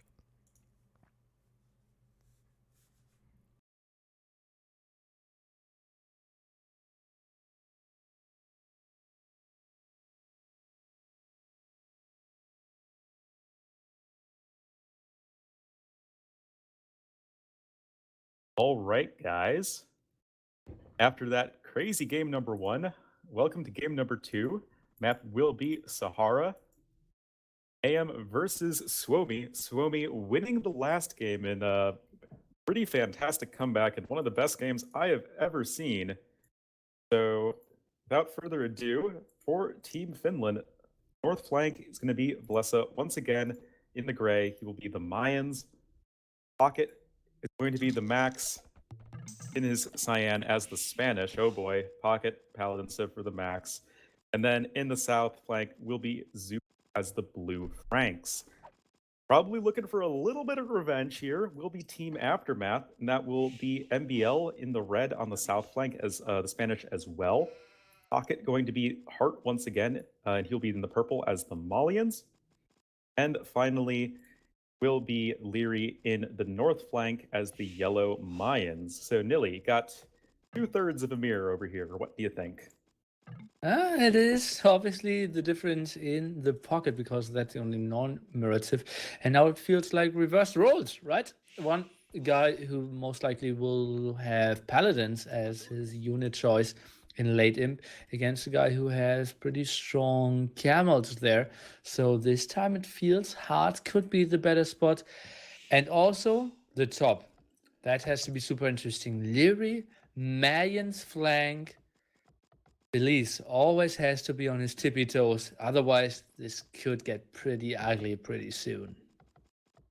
Yeah, definitely. One thing I actually really want to point out, like right off the bat, is Lyri's map. All of his stones are forward, and they're all right next to each other. So that is actually also somewhat true for Veles, but Power Rush from either of these guys could potentially deny them that crucial stone, which you, of course, want to get your castles and plumed archers.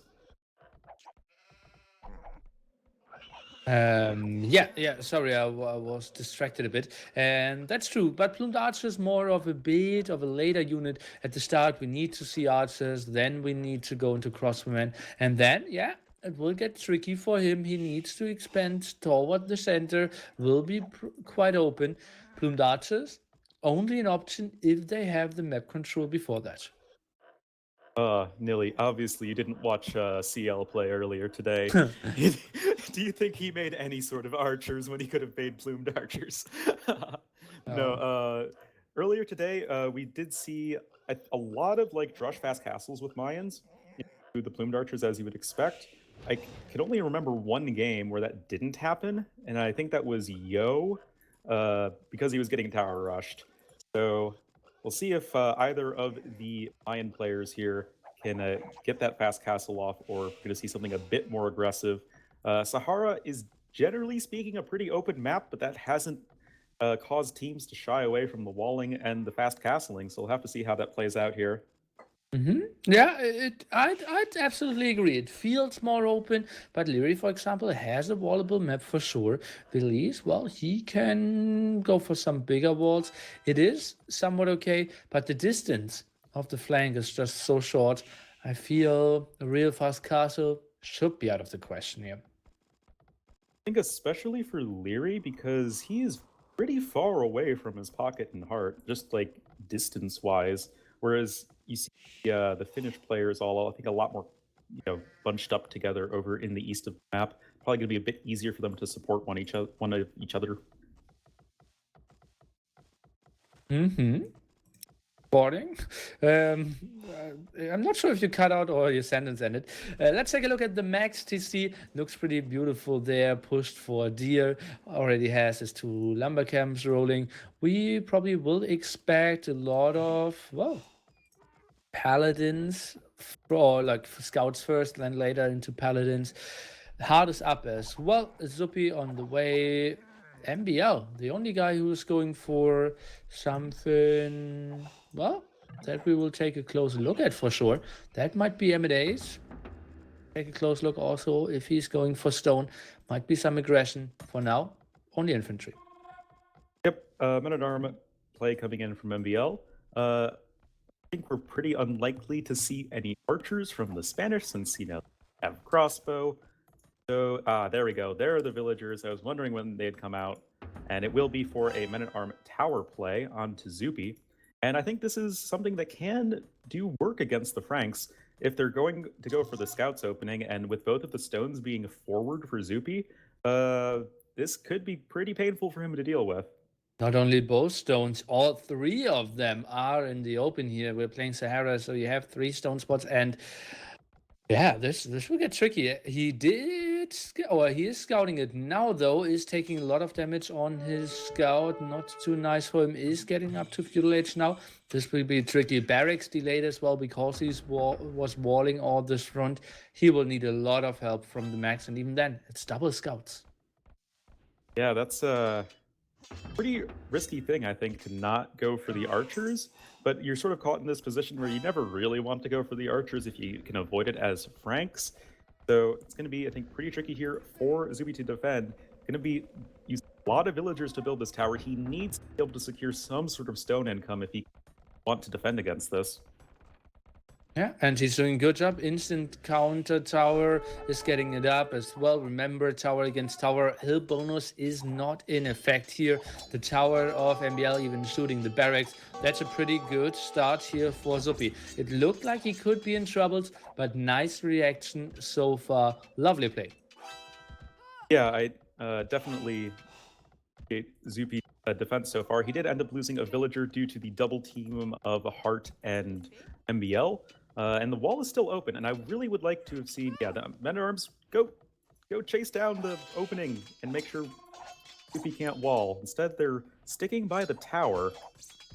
That's surprising to me as well. I would have thought MBL, he's such an aggressive guy that he just go for the aggression there. It was open, they had the timing. Hart was coming over as well. It felt weird that he stayed at the tower. Yeah, I'm not sure what he would have, what was he thinking he would accomplish there? He's not gonna actually win that. I think he wanted to protect his 3 villagers. The tower was going down. He knew that some scouts of the Max were around. Didn't add any spearmen yet. Only doing that now. And yeah, just wanted to make sure that those 3 villagers will survive. Is getting onto stone. And, well, he can go for a bit of a later attack now. Yeah, I suppose you can, but I guess my thought would be, why not eject the villagers from your tower sooner, as soon as you realize, okay, I'm not going to win this tower shootout, and then, place another tower or go to stone if you don't have any stone mining at home, which I think is the case for MBL, yeah. So I don't know. But regardless, Max is going to be coming over here to support his teammate, Soupy, who... Does he have any stables yet? I guess no military production other than just the one barracks. That's weird, right? But you know who else is coming over? It is Vilise, and those 5 archers, they will just clean house against what MBL is doing. Let's take a look. Will he finish that tower? We have Vilise half his screen away. They need to debate quite a bit, need to force that tower. Can they prevent it? Oh, it's going to be real close. Archers coming in, going to be shooting at the villagers. They're kind of bugging out, trying to throw their hammers down and finish the tower. Looks like maybe 1 or 2 villagers will go down. 2 villagers will go down, but the tower will complete. But yeah, that's 2 villagers that MBL just will not have any sort of access to because they're dead. So yeah, it's I still think a pretty nice fight there for Team Finland. And at the same time, Vilise lost some villagers on his gold, didn't completely wall. Some scouts of Heart came into the back, did snag 2 villagers there. Yeah, he's scaring them away with his archers now, but that was not the greatest thing for him. Leary, at the moment, he's playing this completely blind, right? This is such a weird thing. Okay, no, he is going over there with his archers as well, and now trying to find an opening against the Max. Let's see if they can do any damage at the moment. The Max, he needs to work quickly. Yep, I think he should be fine. Throw down like a market or just palisade gates, or normal gates. Now that you're able to freely rotate gates with user patch 1.5. Oh, that's a fail. The one in the middle has only 24. Okay, now he's putting that one as well. Oh yeah, whoa, that was nearly a disaster. But yeah, I think that the Max should be fine here, especially with the faster working Spanish builders and good old T shape of gates. Will be fine for the defense for the time being. Hart and Leary both up on their way to the Castle Age. I think we will see more of those kind of walls behind, and it's just a super safe way. You just make sure that you aren't taking any losses. And gates, well, they are just so powerful, and people finally realize how to use them properly. Nice move here. But Hart and Leary, they have a new target. That will be Valessa, and we'll be trying to throw down a market, but it's going to be pretty tricky to hold on 1v2 if he can't get this market up. Going to want to have the Max coming forward. Where is the Max? Where's his scouts? He is knocking at the door of MBL here, who's trying to go for some walls as well. Defensive tower was set up there earlier, and well, the Max, he isn't having to face too much army of MBL. He's just walling, and that's still somewhat open. It is still somewhat open. Defensive tower is going to be coming in for our red player. Scouts, they're just going to run right in. They don't care. Not enough villagers able to jump into the TC in time. Going to be maybe some more attempted quick walls from MBL, but those are not going to be successful. And yeah, these 3 scouts can be pretty annoying for a red player. Bloodlines N+1 defense, so it's pretty tough to kill them. Trying to fight it off with the villagers. Let's take a look. MBL with a solid micro, but that will be more kills for our player in the teal trunks. Yeah, we do see Hart coming in to support his teammate. He does have the melee upgrade advantage, and that will probably be enough to clean up the rest of these scouts. Oh, but still 1 more villager picked off before all is said and done. Nice little raid for the Max. So crossbow now done for Leary, and this might be a bit painful for Valesse. He is still not quite up to the Castle Age, and that palisade is dead. Oh man, and Leary is just so good at perfecting those build orders. Did get the mass amount of crossbows out. Nice transition now into this very heavily upgraded army. Crossbowmen +2 attack, and that's just deadly. Didn't really go for the kill. Didn't really commit. Interesting. Yeah, I think that's probably because that the Max was in the Castle Age and he didn't want to get smashed by a bunch of knights coming at him from behind. That's just not wanting to take the risk, making sure that he and Hart could meet up and make sure that they take an engagement together. But, you know, it's still, I guess, not like lucky for Valesse, but he'll at least be okay here. Again, look at his villagers. So yeah, he isn't lucky for sure. And okay as well, but 33 villagers. This could be the same story again. Will be tricky for him to really get wood. No real control there. Now only is going on to stone to get himself up to another castle. Not enough wood to build that either, though. Tricky spot. Yeah, that's a really unfortunate spot. Looks like he is going to be adding on one additional TC, but Leary's already up to 3 and just got constant production of crossbows, villagers. He's getting his boom up and running.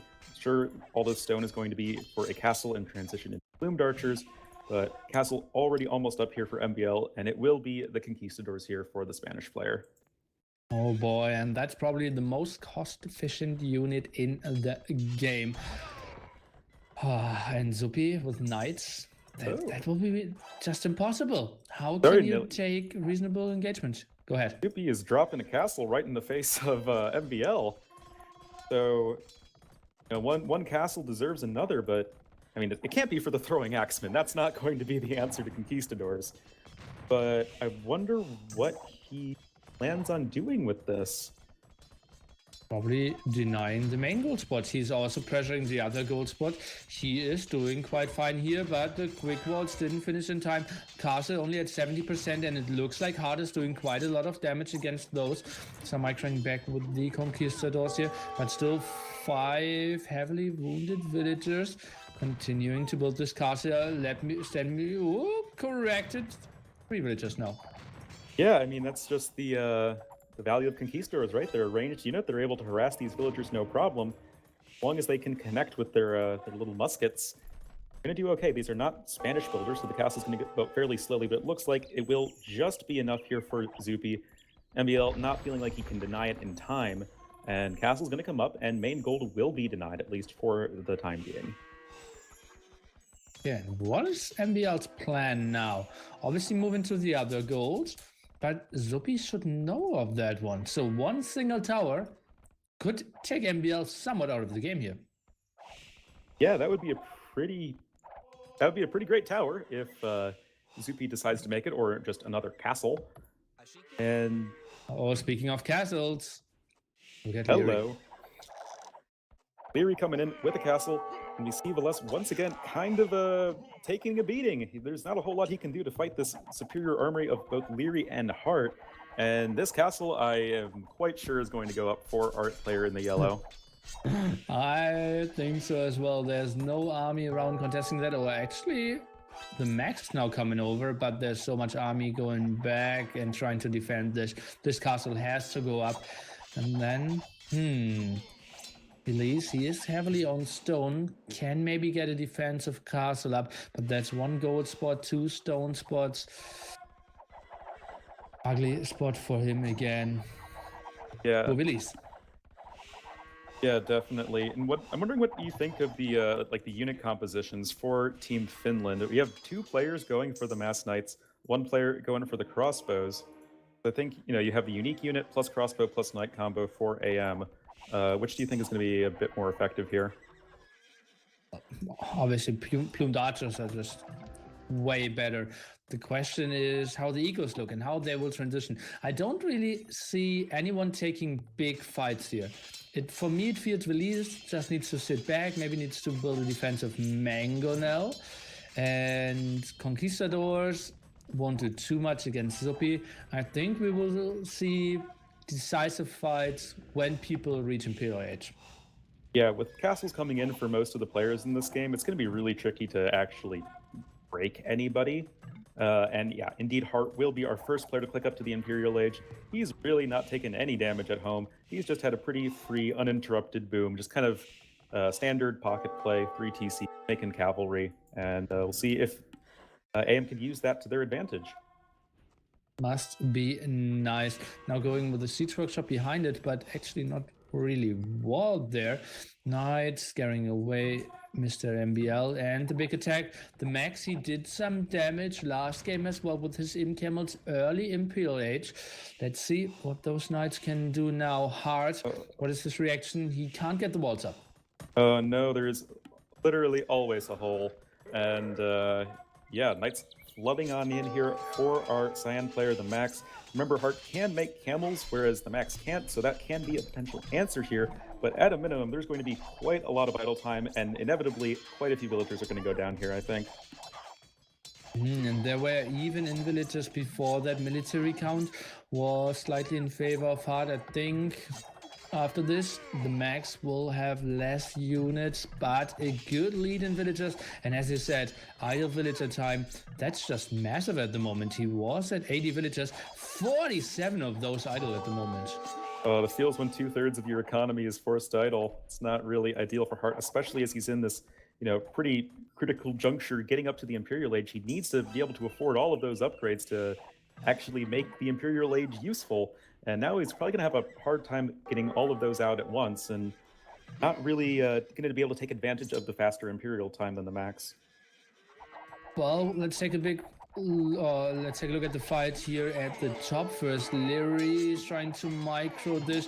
Zupi with a nice surround. Interesting team play. That Zupi is actually the one coming over, and that is a nice clear up. Leary just shortly before reaching Imperial Age is losing his complete army.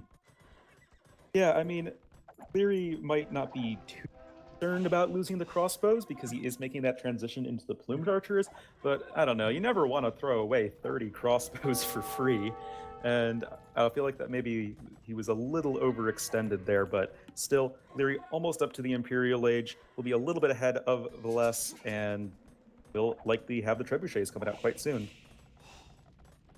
Let's see, it is Velez even preparing some rams, so he is relying on the units of the Max. Max Cavalier and Ram goes probably the plan there, but Hart, well, he is not lazy this game. He is going for the heavy camel upgrade, goes for the +4 defense. I only want to see Cavaliers, and then probably the expected big fight early Imperial Age here at the left-hand side.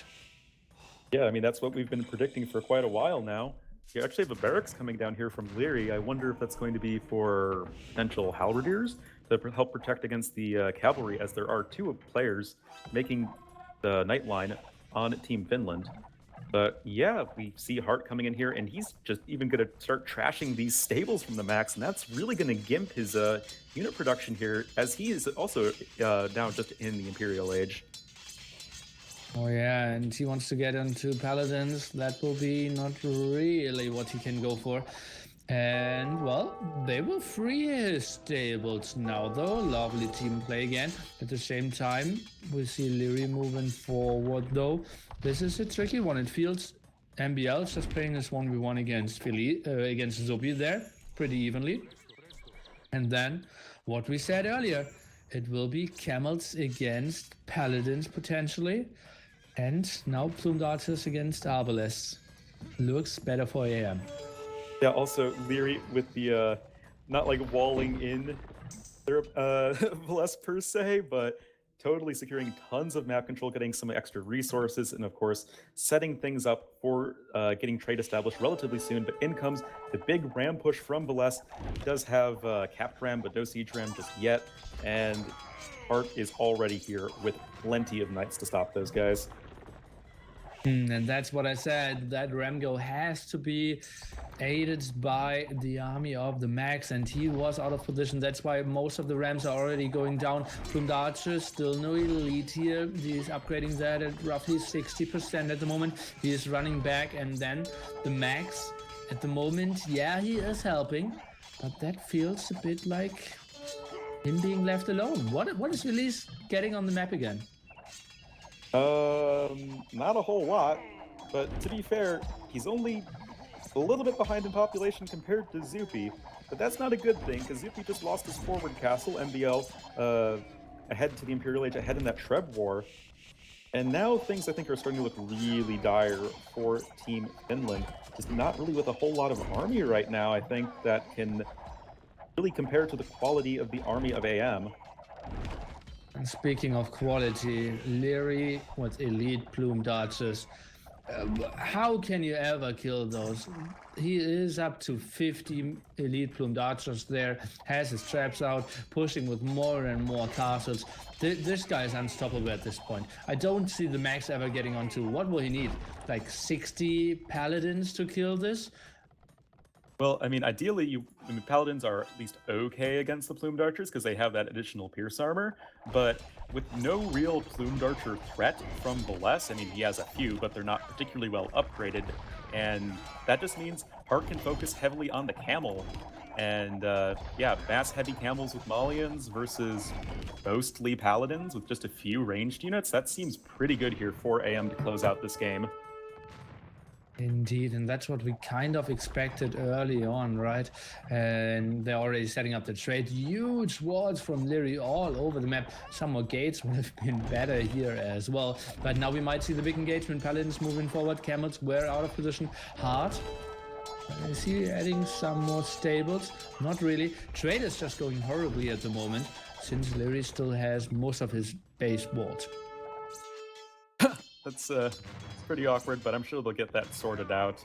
And this castle is about to fall here for Bless, and is that his only castle? Yeah, that's his only castle, so that would be no more plumed archer production. And a Mayan player, you can't make a ton of plumed archers in the late game, probably not going to be able to contribute a whole lot in terms of value to these armies. He is not Eldorado Eagles is something, but he couldn't do really Eldorado, and then those are weaker than the Paladins as well. Maybe switching into a Sling as an option, but 80 villagers not having all the upgrades as well, that will be tricky. Let's see, this could be the big engagement that, if the max is clearing everything, could swing the fate of the game. But it feels like, yeah, he is winning, but not decisive enough. Yeah, Hart is not with as many Cavalier and Heavy Camel there, but Leary, with Plumed Archers, they're obviously a very nimble unit, able to back right on up to the castle, and there's no way that the max can actually do Leary and really, put a dent in those Plumed Archer numbers, now sitting at 60 military, largest army in the game right now. Oh yeah, and that's what, yeah, I couldn't agree more. And how is trade looking? It's just so tricky. MBL still super active. Elite Conquistadors, he's just raiding over and over again. It's so tricky for Zubi to stop that. Yeah, he's trying to come over, but no real answer. Dominant play by Leary here. And that's GG. Wow, that was fast. I guess no real super decisive fight, but I mean, I don't think you disagree that the game was looking pretty grim there for Suomi. Yeah, no chance of getting the raid in. MBL was winning against Zupi, and yeah, it's just tricky to play this out. And I to do a super good analysis, I think I needed to rewatch this game. What went so wrong for Veliz? Was it that one raid, that one opening in the back that cost him some gold wills? Then he couldn't keep up with production. Leary outmassed him, and he just couldn't fight properly in Castle Age. It might have been it. He was down by 10 villagers, and then, well, Max can't take incredible fights against those Malian camels either. Yeah, I mean, like you said, it really analyze this, you probably want to watch the replay, but I remember in like early Castle Age, Velez just wasn't able to throw down TCs, have the resources because he took the damage in the Feudal Age because he wasn't bald. Then, because he wasn't able to do anything aggressive, he just kind of fell further and further behind. And then in the South, it was just kind of a stalemate between Zup and L, and that meant that it just kind of snowballed out of control in favor of AM. Oh man, and those trade cards going through the fighting line there between the Max and Leary. Interesting stuff. And let's take a look at the overall stats.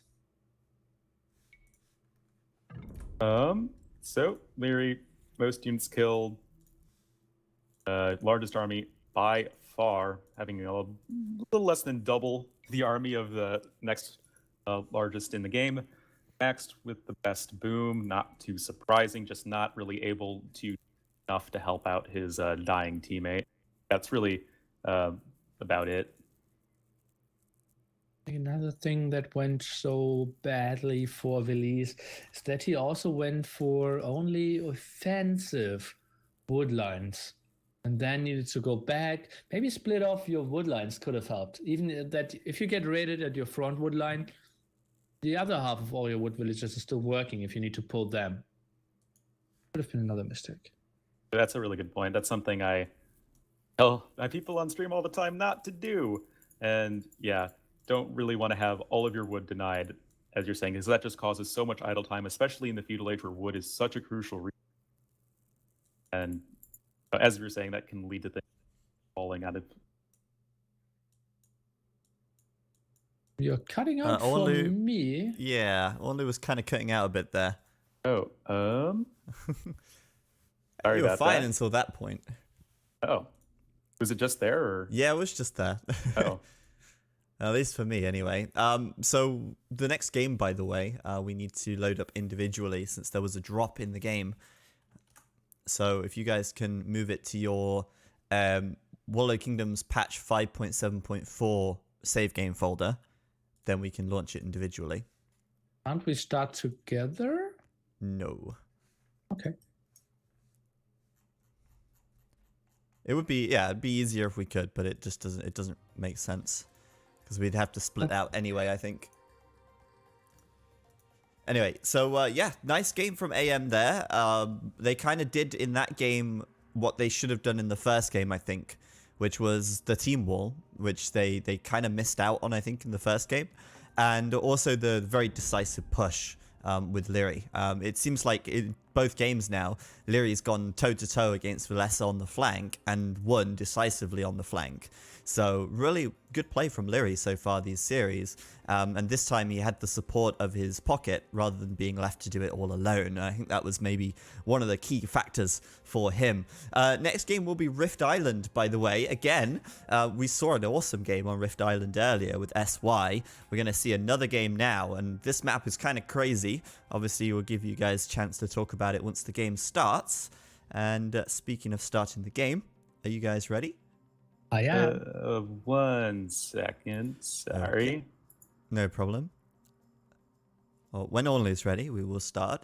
But yeah, I tell you what, how about I show the Rift Island intro video? I should have shown this earlier, but I will show it to you now instead. So here's a video outlining Rift Island and what it's all about.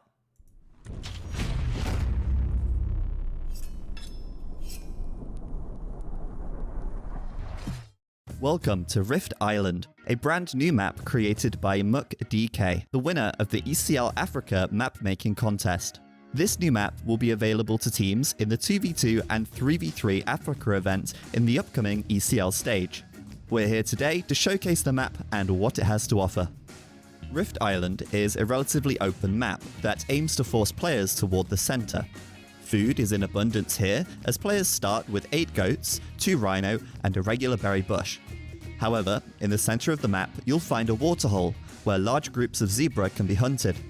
Players start relatively close together, meaning that the rush distance will be short and the potential for action in the center of the map will be high.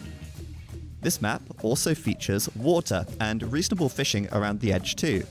It will be interesting to see how teams approach this, and opens up a variety of different strategies. Fishing in the back may be safer than attempting to gather the zebra in the middle, but where will the balance lie? The woodlines on this map are also larger and more concentrated around the edge, meaning that walling across the front of your base will be a much harder task. This should lead to more aggression, and if the fronts of bases are secured, the opportunity for a landing is always there, with the water going all the way around the outside. Stone and gold is standard, and there's a concentration of relics in the center of the map too, further increasing the value of holding this area. So let's see if this map gets picked or banned in the map drafts, and we're certainly looking forward to seeing what strategies the 8 best teams in the world will use here in the Africa stage. Alright, so there you have it. That was the Rift Island video to give you an idea of what this map is all about. And without further ado, we will get it going. So if you guys are ready, I'll count us down and we'll start this one going. Are you ready? Yep. Yes. Yep. Okay. All right. That wasn't a rhetorical question. That was a question. All right. No, you said. Okay. Yeah. Okay. Right. In 3, 2, 1, go. All right, everybody. Sorry about that small little technical bug we have to work around, but we are here. We are at the Rift Island. What a really interesting, crazy map. We saw a really silly game earlier between SY and VNA. So hopefully this will live up to that. And this series has been excellent to cast so far. So let's get into it. Really trying to make the comeback and win here. We have Team Suomi on the right with the Max on the north flank as the Cyan Portuguese, not in the pocket. The pocket this time will be Velez in the green as the Italians. And in the south flank will be Rubenstock. So our first player substitution of the map, of the series, I believe. And he will be the Grey Mongols. Their opponents, winning the last game, I think quite decisively, will be MBL in the south flank in the red as the Italians. Pocket will be Nikov, another substitution. He'll be the purple Portuguese. And finally, Leary, north flank, yellow Vikings. Nilly, tell me what I need to know. Oh, well, you need to know a lot. First of all, 2 substitutions. What does that mean? Why are we losing Hart? Why are we losing Zopi? Could mean a lot. They maybe wanted to leave. Maybe Roomstock and Nikov prepared something. A lot of speculation that we could do here. MBL, he has somewhat of a bugged map, right? He will obviously go for a heavy water approach, like most have to do. And it feels like his fish will be just weaker than it should be. What is all this land? Yeah, he scouts it. He will build his docks a bit more to the front. Maybe he might even be forced to build it very much into the direction of Roomstock. Yeah, that's kind of weird. I've never seen the map generate like this before. But yeah, other than it making MBL's fishing a bit worse and maybe Nikov's to a smaller degree, ships can still traverse that no problem. So it's not like it's, a big of a deal in that regard. But yeah, I mean, this map, it is Rift Island. It is a very strange map. Which team do you think is going to want to make more of a play for the water, and which team do you think is going to make more of a play for the land? Because that was a big deal in the earlier game on this map.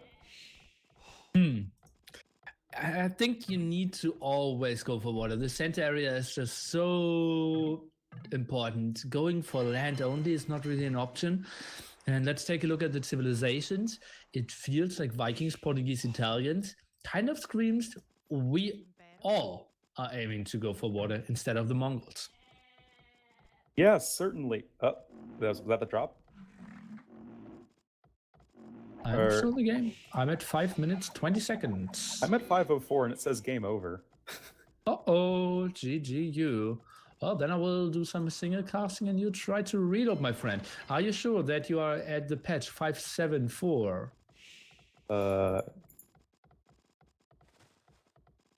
You will talk with Robo. Yeah, I will talk with Zach a bit here. We have the triple dog on the outside, so that's kind of the more passive approach. Other teams would like to go more for the center, and we see everyone will kind of fish boom.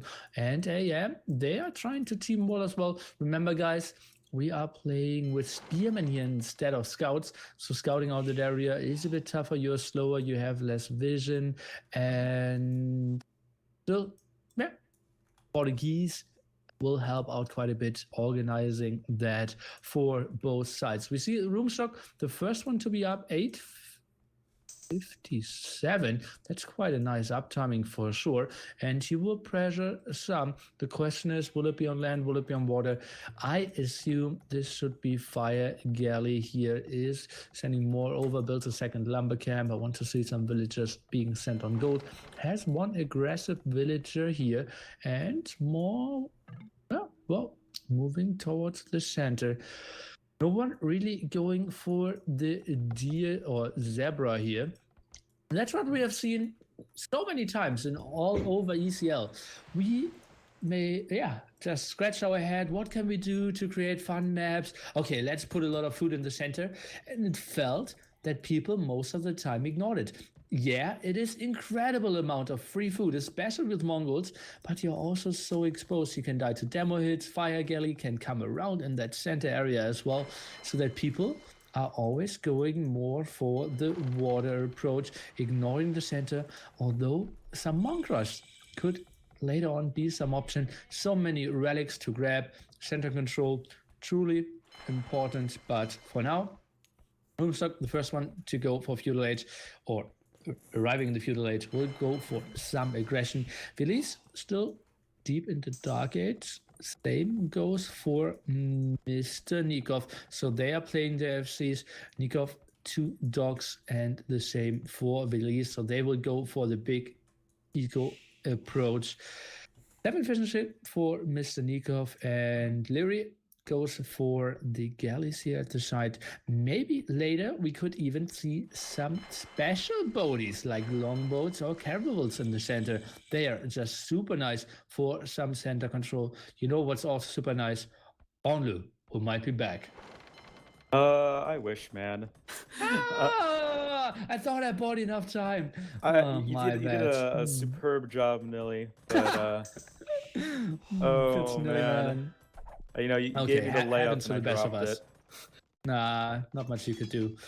It's sometimes technical issues. So what can we do? Well, we are still in Dark Age, guys. KD overall is 0-0 for everyone. You didn't miss anything. Yeah, we are seeing some random skirmishes here. Some spearmen running around, harassing a bit and denying the team wall, quote unquote denying, because it's, more of delaying here.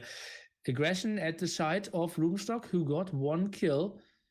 Well, not too important, and well, we will just get even more time on because part number 1 ends for me here. 11 minutes 26 seconds. We see water aggression from the flank players here, all 4 ones. Both pockets are fish booming, and let's see how we are developing here in the later phases. Maybe quick look into achievements. Shouldn't be too important. Release, nice amount of food. Nikov has the wood approach here on the other side. Obviously needed that a bit more since his fishing ship cost more. And we are just loading up the second part here. Well, I have the second part loaded in, so hopefully it will, play to conclusion. Okay, well, we'll see. I'm ready for the Nilly countdown. Zach will surely be ready as well. I hope so. I mean, I'm loading now, so I'll be ready. Go on, Nilly. Do us a Nilly countdown. Okay, 5, 4, 2, 1, and go. Alrighty, so technical difficulties hopefully averted at this point.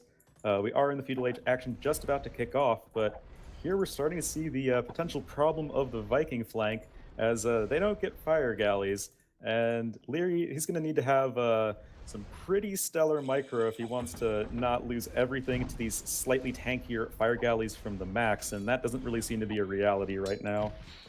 Oh, and that's still with the old patch, as we said. So Fire Galley still doing 3 damage against the fishing ship, already 2 down. KD at the moment, the max, 5 kills, 0 losses, now even microing back. This is a good start for him. Maybe could have focused down those galleys though. Yeah, he's killing a bit of fish, but I think going for the galleys could have been the better approach. Lyri, maybe he should have added a demo. This is looking somewhat okayish for our Finnish superstar. Yeah, certainly, and I'd be interested to hear your thoughts on this, Nilly, as it looks like this fire galley will eventually die, but not before killing 1 more galley. Do you feel like Vikings are even worth it on these sorts of maps in case you do get them on the flank? Because, we've been playing in RTSL recently, and whenever we play water maps and get Vikings on the flank, we just kind of feel very sad and lose. So what do you think is the value of Vikings at this point without fire galleys? Well, it all depends on the distance, and that's what you saw. The max was redocking towards Lyri because he wanted to decrease the distance, and he did a beautiful job. That's why he had the small advantage. But the longer it goes, the better it gets for Leary here. He can also go on longboats. I think once we reach the phase where he has 8 to 10 galleys up, maybe one demo in front of that, he should be winning the water against basically any civilization. Yeah, certainly. It's all about just can you survive that first, say, 4 or 5 minutes of water aggression, and it looks like not totally unbruised, but Leary's alive right now. Does not want to lose an extra fishing ship, though. I mean, this is not on the most recent patch. We'll lose an extra fishing ship for free there. Not really ideal. And Max just kind of running rampant in the fishing lines of Team Suomi, or AM. But Nikov, luckily, I think I've never said that before, never thought of that before as well. The fishing ship, well, they hold 2 more shots. And, well, in the actual patch, or in the patch that we're using now, it's 6 more shots, because fishing ship have more HP here as well. And we see Nikov is even going for water as well. So full AM water control here. And at the same time, since they're only going for water at the outside, Roomstock finally abusing the here in the center. What is Release up to? Interesting thought there. It seems like he's just going for a fish boom, maybe? At least that'd be my guess. He's throwing down a town center, just making some knights to take map control. And in the game we saw earlier today with SY versus VNA, I mean, it was really down to SY focusing much more on the land control, actually ended up winning them the game as they just took all the middle map control. The Mongol player, Mr. Yo, just got a huge economy up and running, and it just kind of smashed VNA's more water-focused strategy. So we'll see if we're going to have a repeat of that this game. Well, will be interesting. Center control? We said that it is quite important, and it looks a bit better for the Finns. Something I really want to mention, MBL and Nikov. It could have been an easy team war for them. They didn't get that. I think on a different game, I could have said, okay, it happens, bad communication. But honestly, with Portuguese, you can see where your teammate is and what your teammate scouted. So you have to be able to finish a team war here. Yeah, that's kind of inexcusable. It's literally like a house. Can you not build a house? But regardless, I don't think it's going to be too big of a deal. And now Nikov, he's going to be coming out on the water. Still has quite a few fishing ships, and his war galleys, of course, will have 149 HP, and we'll actually get to see if that's going to make a significant difference. Don't get to see Portuguese too often. Oh, sadly, they're such a strong civilization. We will see how it plays out. War galley here now at the top helping out. The Max is completely given up water. He's transitioning into something on land. It looks like maybe... Well, what could that be? Monk Siege Workshop aggression against a Vikings player who reaches Castle Age roughly with him. Yeah, I'm not entirely sure what the plan is. Does he have any stone? Maybe for like a castle drop? No. I think it will be Monk Siege. Yeah, Monk Siege seems like the name of the game. Of course, Portuguese do have the gold discount for all of their units, meaning their monks are actually only 85 gold. Mangonel's a little bit cheaper as far as that goes as well. So it's not, I think, that bad of an idea, especially if you know that you're losing the water. Oh, MBL, he is under a lot of pressure. Look at that side. He's re-walling over and over again. For now, it is walled, so good job here. Oh, that's a tricky one. He is now going on to a lot of spearmen. No pikeman upgrade, though. More aggression. Release is going for Monk Siege aggression as well. It looks like Finns are just deciding, okay, we need to do damage on land now because water is completely lost. Eco should be so much better here for AM. Domi has a very small timing window to do damage. Yeah, certainly. And yeah, remember, it's all down to this game. Winner of this moves on. The loser is really going to be starting to fall behind in the overall points. So this is, I think, a really important game for both of these teams to win. And right now, AM looking to be in a really nice position. Veles just not able to break into MBL's base just yet. Of course, it's a really tricky defense for him, but so far MBL has pulled it off. I say that, though, and he's about to lose a mining camp. Oh, he's repairing like a madman. It went down to 40 HP there. Mangonel is now coming over. Could get some of those villagers. First shot coming in. 2 losses here. But he already prepared quite a nice amount of pikemen and is now going for the monastery. I think MBL, he did hold maybe for long enough. Maybe. I mean, saying he held is kind of weird considering he lost like 5 or 6 villagers. Also, there's apparently a hole, because I definitely saw a knight run to the left side of that main goal. So we see MBL walling behind it. Mangonel will be picked off actually by Nikov's knights, and he has quite a few monks over here. Oh, it looked weird. I tried to check it. Couldn't really see those, but yeah, Nikov, that should be a pretty solid defense. But at the same time, to go against Leary, that's only 1 house left. Let's take a look. Leary, 80 HP here, and they are in. All the knights could come over. AM, they are feeling the heat. Yeah, certainly. Well, Bless trying to come over with his knights as well, like you mentioned, but nice little last-minute repairs there for Lear. He's just trying to hang on. He is on 3 TCs. He's just playing this total like boom style. Then, you know, on top of that, he has 9 fishing ships, 19 fishing ships for Nikov. His food economy is insane right now. And yeah, now it's just down to can AM hang on? And right now, they are. Oh man, that was so clutch on both sides. Leary, how that was like 80 HP on that stone gate as well. So many knights knocking at the door, and he, yeah, was just able to hold it. Lost some villagers, so did MBL earlier. Yeah, both not with the greatest numbers, but Fish is carrying them, and I feel Nikov should be in a great spot to dominate this game from here. Oh yeah, certainly. And not Castle Town Center denied for Rubenstock, trying to get a TC in the middle of the map, take that map control, take all of those juicy zebra as Mongols, but just 1 war galley from Leary, putting the big no on that one. And right now it looks like AM starting to push back Finland, and I'm really liking their position right now. What is that, almost 1,000 average score ahead? This is looking really bad for Team Finland. Oh boy, and that's like winning water, having the better eco, taking cost-efficient fights on land now here as well. Those pikemen are doing quite a nice job. So many monks are coming over, and now the war galley helping out on water as well. This is looking incredibly good for AM. Oh yeah, definitely. I think Nikov especially playing super well this game. And yeah, Leary hanging on just barely.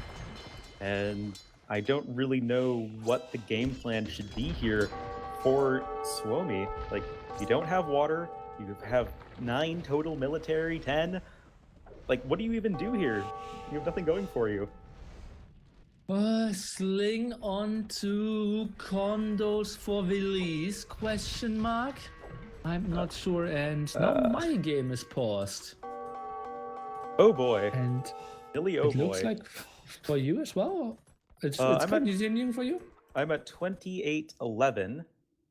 Oh boy. Am I past you? Yeah. I will reload. No, Okay. you go for single cast. I think you're on the wrong patch, Nlee. It's fine. Yeah. If you crash as well, Onlu, I got it. So it's good. Okay. Well, I'll take my turn at solo casting. So now we have players starting to click up to the Imperial Age. Veles will be our first player up. He is the Italians. He does have that bit of a cheaper age up, but Imperial Age into what is, I think, the question of the day. He only has 7 military, and right now, other than a few monks failing to get some Wololos, it's going to be pretty tough here for Team Suomi to get some damage done. So Leary seems to be pretty comfortable defensively. Yeah, there are some monks here from the max, but without a ton of siege to break through these stone walls, I don't really see him getting in it before Leary can just totally let his superior economy manifest itself. He has all of these war galleys in the middle of the map, and how can Suomi even hope to cross? I mean, Bless starting to send in some light cav, but I mean, if your big grand Imperial Age play is a lot of light cav, doesn't seem to be terribly impressive. So I would like to see Leary possibly switch into some longboats. They are, I think, just better than war galleys, and sometimes people forget to make them when they're playing Vikings. But we'll have to see how that works out. Nikov, true to form, not getting wheelbarrow before the 25-minute mark. And we're seeing a ton of docks for him in the middle of the match, going now for the caravels. An interesting unit. It does fire a scorpion-like projectile that passes through units. Light Cav from Bless will at least clean up most of the monks, if not all of them. Yeah, we'll get all of them. But it's sort of at the point when the monks aren't the most crucial part of Nikov's army. Maybe try and get all of the relics that exist here in the center of the map. Can give you a nice little gold boost. But right now, it's going to be focusing on those water units for Nikov. Okay, try to stay in sync and mention the times over and over again. And then we are in time. I meant to see 32 exactly.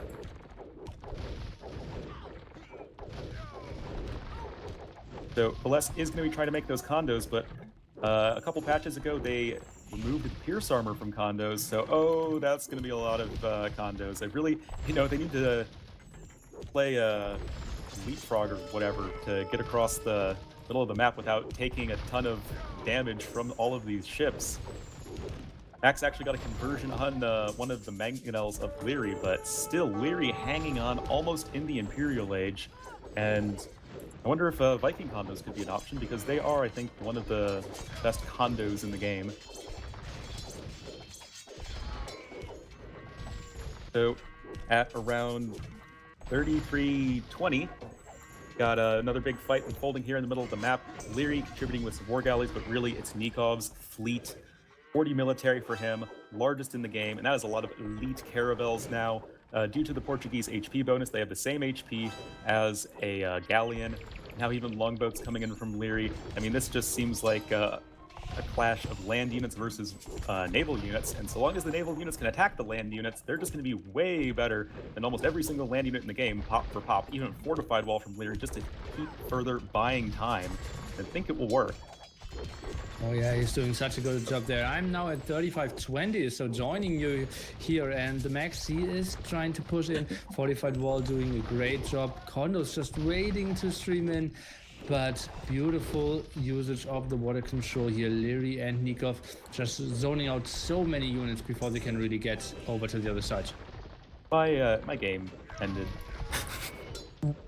Oh man, okay, then I will take it over at 35 minutes here. Let me take a look. Zach should be intact with me, and well, we have a great technical day for us, but luckily Mr. Zach for the rescue. So we are calling it Twitch watching, not Twitch listening. So most important thing is here for sure. Onager attack finally, and now they can chop over the wood here. Condos can finally stream in, and Leary at the moment has no preparation to defend that off. Or do we see more gates? No, finally they are in. Finally the timing here. Overall population looks somewhat even if we discount what Nikov had, but well, counting him out makes very little sense because he has so many caravels, he has cavaliers, and he can just go over for so many raids. But the Max now with the landing here prepares some villagers at this side. Everyone obviously here in Imperial Age. What can we see at the moment? More pushes against Leary, and he isn't holding too well. Tried to get onto some barracks here in the back, but those got all denied. Condos, well, they are doing quite some. Oh, beautiful stuff. Nikov now coming over, and this will be a big attack. The Maxi needs to go for massive amount of conversions. Won't really happen, and all the monks at the front are dying here. The Max completely cleared up. Same time, Roomstock now going for the elite mango die, so it seems like I'm a bit ahead. I will pause a bit. Now we can see. Okay, I'm at 42. I'm back in the game, but on super speed. Great stuff, guys. Oh boy. Spoilers! Guys, I could even spoil you that the series will end 2-1 for one team. Okay, Elite Mango Dice now for Roomstock. Maybe they can still make it happen. Score is somewhat close. AM, yeah, I love the water control. Let's take a look at the Mango Dice of Roomstock here. They need to go away. Longboats and Caravels, they are just so good at controlling all this center area. And now the forward is completely smashed off. Yeah, some condos are still around trying to do some damage. At the moment it feels... Can they really get the damage done? The max landing completely shut down. 39, good for me. And we have more bomber towers for MBL. Now trying to defend at his side. Cannon guns is something I want to see. And oh, look at the north, guys. We have some condos here from the Vikings, and Onlu mentioned it before. From the Vikings, they get extra HP, so super strong here for sure. And there's nothing really around to defend that. Some condos here at the front that are fighting off the army of Nikov, who is now retreating, wants to fight with some Galleon support as well, is reinforcing all that area. Condos spotted now at the top, not really. Well, market or trade cards went down, so they should know about it. But what can they really do? Not really getting onto the masses. What are the Mango Dice doing? Well, they are trying to defend against MBL here at the front, who is trying to leapfrog himself forward with some more bomber towers. Roomstock, he needs to go to the top, he needs to defend, score. It feels like it's a bit better for the Finns, simply because they lost the water and are pretty close. So overall, let's take a look. So, populations, somewhat even. This is a good game that it's tough to call. Nice quick walls at the top as well, shutting out those 97 HP condos, but transporter around the corner. Let's see what they can do. The water control is just so deadly. Look at all those elite caravels. What I'm really missing are elite cannon guns, and I'm also missing Mr. Onlu. How's it looking? Well, I'm just gonna totally blame Robo for giving me incorrect information. Like, I updated to 5.7.4, but apparently that doesn't work. Yeah, so you ahead. need to also load the user patch 1.5 alpha. Also did that. Oh, then you did everything right, and it's only right to blame Robo. Can't be your fault. Okay, now we see more Mango Dice here at the top, defending against all those Cavalier raids, but cannot really intercept those villagers from getting the bomber towers up. Trade is going over there, so this will get tricky. The raid of Leary at the top coming around the corner. Do we see any more raids at the moment? Not really. Some more attacks of Rubenstock. Some goes there with Rams. Mango Dice, can they find some openings? I don't really see a lot of trade from the AM players. Look at that. Overall trade card amount at 6 at the moment. Compare that to the 25. A bit of a better setup, and they already lost some for the Finnish guys. Halberdier attack now for the max. Halberdier has actually performed pretty well against Ship, as we saw last weekend on, well, some of those shallow maps at the King of the Hippo. But let's focus on this one. So, trade needs to start. Yeah, map control is still pretty nice, and all those caravels, they can never really engage this. The Finns need to find angles that is not around the water, but this map is just 70% water, what it feels like. So AM, by picking 3 water civilizations, put themselves in the nice spot. The nice boom for Nikov there as well. And now elite caravels.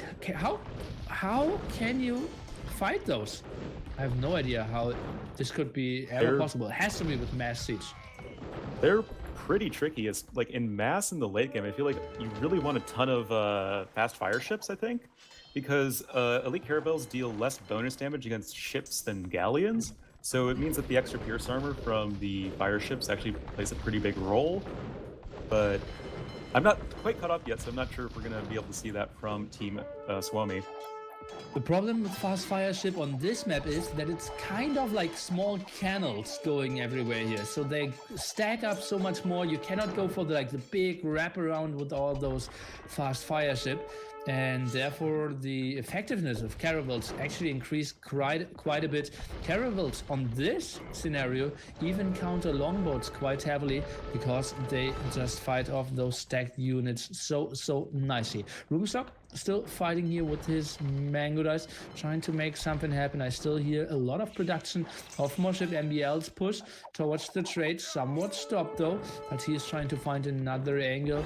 It's just getting tricky. Suomi, they're getting pushed everywhere. Remember guys, whoever loses this game is out of this, well, 3-3 event of the ECL. 1 of 14 people want to get points, and both AM and Suomi on paper probably underperforming, so they need to fight off, but they are also fighting against the winner of, I believe, Heresy against Secret after that, so quite a tough task potentially after that, but still getting money, getting some puntos on their standings would be so lovely for them. Watch the army compositions at the moment. We see caravels and cavaliers from Leary. On the other side, MBL, well, skirmisher and bomber tower. Well, something what we expected, right? And on the top, we have longboats fighting off against those fast fire ships, and longboats somewhat of the counter.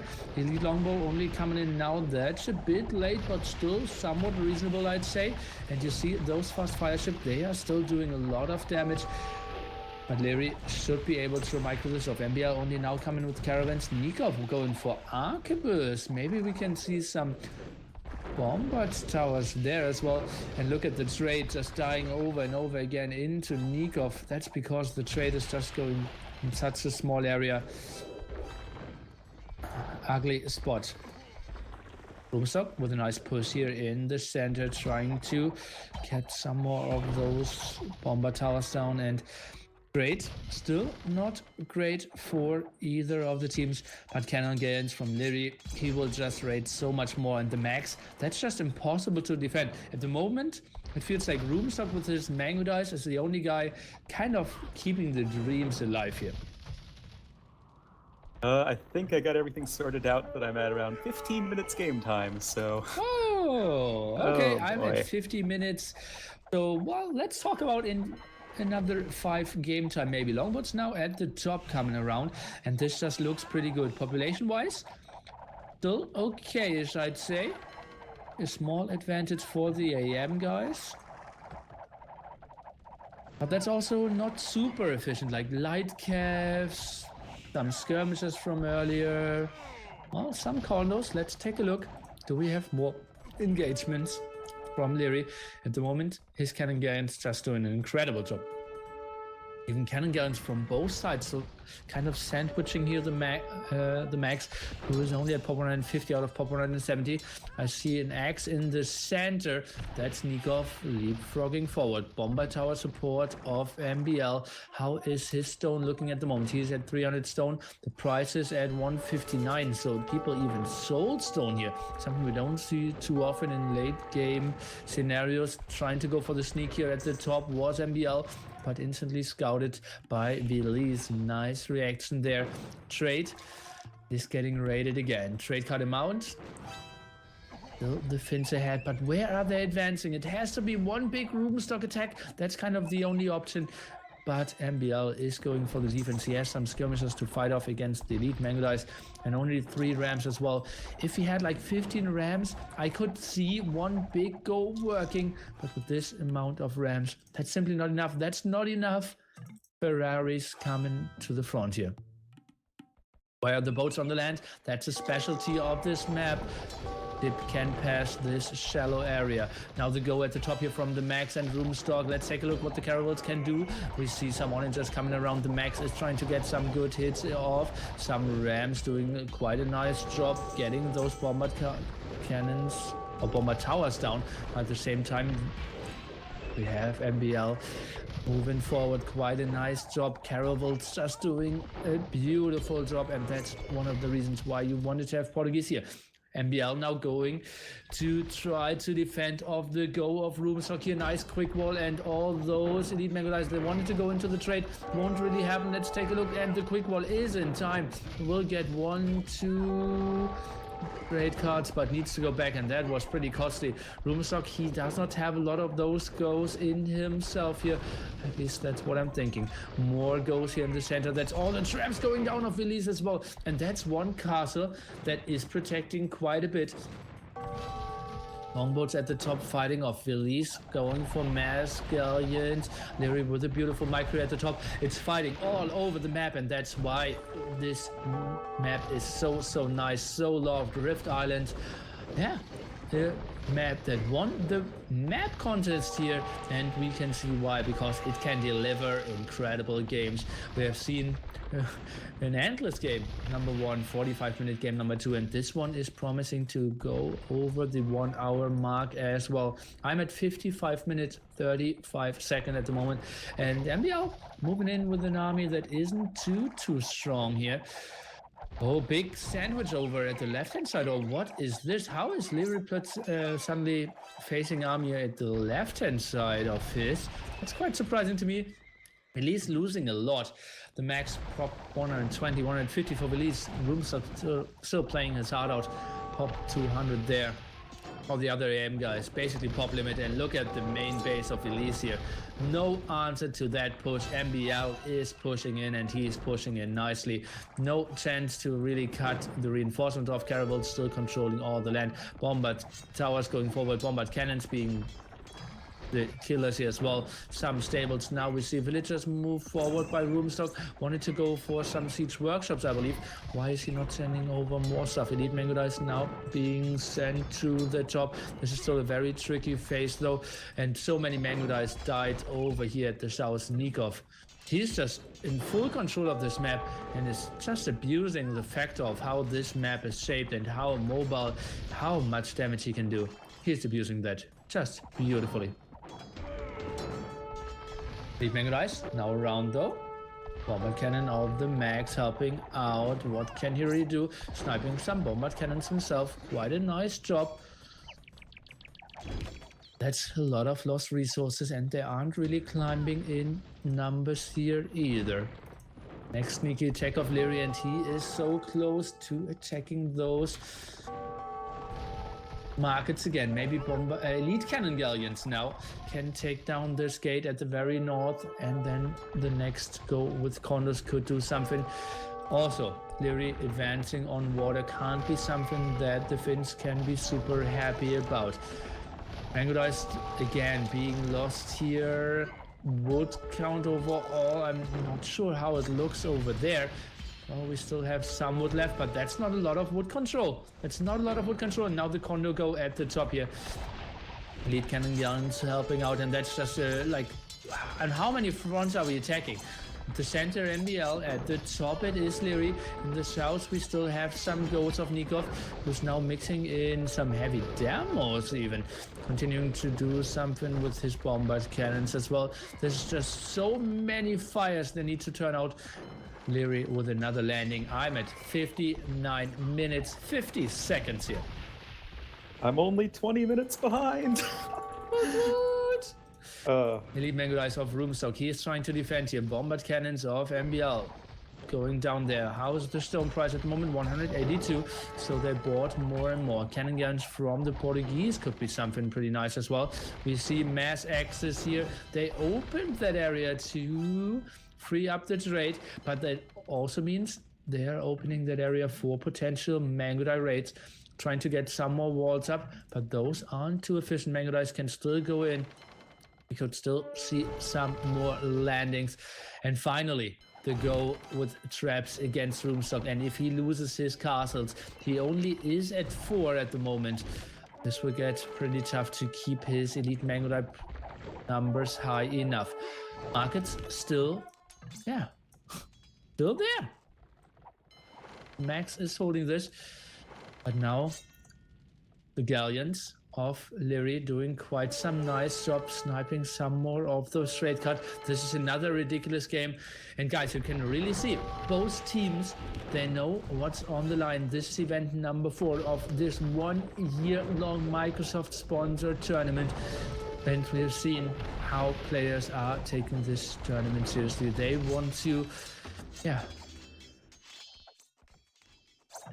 get the legacy rolling by winning this big Microsoft tournament in years that they're squandering. 5-digit tier land finals in the end. At the moment, it is looking good for Team SY, even advancing today, and also for Team Secret. Everyone wants to go there. Another go in the center again, and all those bombard cannons. How can you really snipe those? That's not really something you can run into with all those manga dice, snipe those bombard cannons and go back. They're just losing more and more land. Population, not really super high for the AEM guys though. Trade is now looking better for them. 30, 25 and 42 on the other side. Similar numbers. The pressure kind of stopped though. The Finns, they are just playing an incredible game here as well. Lesser team needed to GG this game like 20 minutes ago. AM is putting the pressure on at every single point, but the Finns, again, they just refuse to die. Very similar to game number 1. The problem is there are so many things not going right for them. Border control, number 1. Just openness of trade, number 2. And maybe even, well, civilizations. Well, only when it comes to ship. I think Mango Dice could just be good. Castle amount down to 2 though. Relics, we have 4 for Nikov, 2 for Rubenstock at the moment. It is pretty brutally in favor of our purple player. Now moving forward with those bombard cannons through the middle. First bomber cannon going down against the trap shot. Getting one gate down as well. And now let's take a look. We saw earlier Nikov already got Arquebus, and that will be tricky. All those caravels around, and that's the spot where MBL now needs to move in, and he needs to go with some villagers and build some bombard towers here again. How will those trade cards survive here? Rubenstock still defending the south with all his mango dice. He is playing an incredible game as well. It's really tough to really point anywhere and say this guy has played poorly at this situation. It's just incredibly tough to play this to perfection. Oof, guys, I'm losing my voice, but I see another go of Rubenstock, so I need to keep the hype up for sure, because obviously this could be a game changer, but instantly spotted by the AM guys. They're reacting this instantly. Do we see some quick what's not really happening? Some idea villagers here of MBL goes for some weird houses, won't really do too much, but he just needed to pass like 3, 4, 5 bomber towers. Lost so many mango dice and is now running into a handful of skirmishers, some hussars as well, more defensive bomber towers, and that just lost so much of efficiency. All those mango dice, they could have been like 10, 15 more, trying to go for the raid. That will be some dead trade cards for sure. At the same time, we have seen some raids here trying to kill all the bomber cannons. You see all the condos of the max dying there as well. Let's go back to the elite mango dice here of Rubenstock on the hill though, and that's a lot of dead trade cards. Could that maybe be the game changer? Overall trade card amount now plummeting down to roughly 70, which is a good number for one player, but not for a whole team in this scenario. Coinage now for Rubenstock. He knows I need to carry my team. Pop 180 for him. Now trying to split off his mango dice. Let's take a look. More Cavaliers are coming over. At the same time, the push in the north. Still nice movement here, and that's just such a deadly position. Bombard cannons, bomber towers, so many caravels in the back. That's just incredible. Like, how can you break this? It has to be mass traps, right? Maybe with some cannon galleons yourself. That seems to be the answer here of the max, but losing his cannon galleons instantly, tough situation for him for sure. Elite mango dice, they continue to do the damage. Traps even coming over and trying to go for some snipes, and they even get a snipe. Finally, the elite the skirmishers are coming around. They will clear this up, but that was heavy losses prior to that.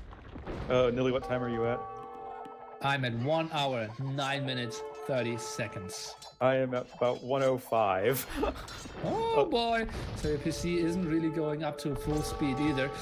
Condoteros now coming over left-hand side go, but they will all vanish. Let's go into the point of view of the max. What can they really do? trying to come over here. They will perform reasonably well if we get into some gunpowder units. But against mass caravels, that's basically a scorpion on a ship. That alone sounds like a ridiculous idea. And you see, they aren't doing anything. They're just going in line formation and running into their death. Bombard towers, yeah, they're under some pressure. We see a lot of bombard cannons from Italians and Portuguese, but now also Nikov moving forward, getting some damage done. Trade, it is so exposed. This game could end any second, but it could also be just shut down, this aggression. And at the moment, I'm hyping how incredibly well AM is doing on water, but at the moment, they're also blocking like 150 pop. If we look at this, that's maybe a bit too many Carol. That's maybe a bit too many galleons and longboats on the water. Because at the moment, 40, 50 more land units could just end the game. They are basically in the trade. They just are missing the killing units. At the same time, though, Roomstock is losing his second to last castle. And then a Mongol player without Mango Dice. Is that really a Mongol player? Probably a dead Maybe one. go for a dead one. A dead one, probably. This other castle is quite far back. And we see Roomstock. He is tacking into heavy DA now. Maybe his last option. And he prepared quite a bit of rams. And they are killing all the bomber towers. Did kill all the bomber cannons as well. They continue to hold on. The Finns, they are crazy. You can't kill the Finns here, as it seems. No, Are they trying to win another wood game? Maybe, but they don't have, I think, control over enough wood because they have literally no map control, right? I mean, it's going to be pretty tricky for them, I think, but it's just the fact that there's water on this map, I feel like is just such a huge difference maker if we compare it to game number 1, where, you know, there wasn't that sort of aspect in which the Finns were also losing. This is just a ridiculous game. Yeah, probably the factor. Yeah, they have a lot of wood, but at the moment, all the wood is kind of controlled still by our Portuguese player from AM. All the ship here, Roomstock is trying to take this over again. Don't you feel like some more land units could be so much better for our AM team? Yeah, I'm definitely thinking that because, yeah, the water units are great. I mean, they've pushed Suomi into this tiny little section of the map where they're just being bombarded on all sides, but there's nothing to actually, like, truly, like, get through all the infrastructure, if that makes sense, where there isn't a unit just, like, to level all of the production facilities and kill all the villagers. There isn't anything, like you're saying, to get that killing blow through, and really, we just have so much time being bought, but hey, the game's over. Oh, well, then you're a bit faster than me and Black. I'm at... Oh, but it happens. And, well, this is just an incredible game. We have Pop 80 for Belize here. It just is pretty tricky for him. And, yeah, just lost so much on water. No real wood control for him. DA, well, only now the heavy CA tech, but that's still so much pressure. And, well, what can we see? No more goals at the very top, but all those longboats are doing just so much damage from a distance. Trade cards just running over each other here, and the trade line not super long either. This is just such a tricky game, and indeed I have the GG on my scoreboard here as well. AM will take it, and oh boy, what a series. How were we able to witness this incredible game number 1, kind of one-sided intense game number 2, and another epic game number 3. Wow, for a best of 3, like, I don't know what more you could ask for. Like, this series had just about everything. Game number 2 was a little bit one-sided, but I still think it was entertaining and enjoyable. And of course, game number 1, 2 hours long almost. This is an hour and 15 minutes on a crazy map. Had see caravels for the first time, I think, like, really shine as a unit. And wow, this series was incredible. That was some sick hype solo casting, Nilly. You a real trooper there. I slept 1 hour this night, so yeah, I was in my zone. Oh, man, it's okay because it's only another best of 3. Oh, yes. Okay, let's take a look into the achievements. Zach is already going over it. Nikov, incredible KD there. Release on the water fights. What can you really do? You are fighting the Italians against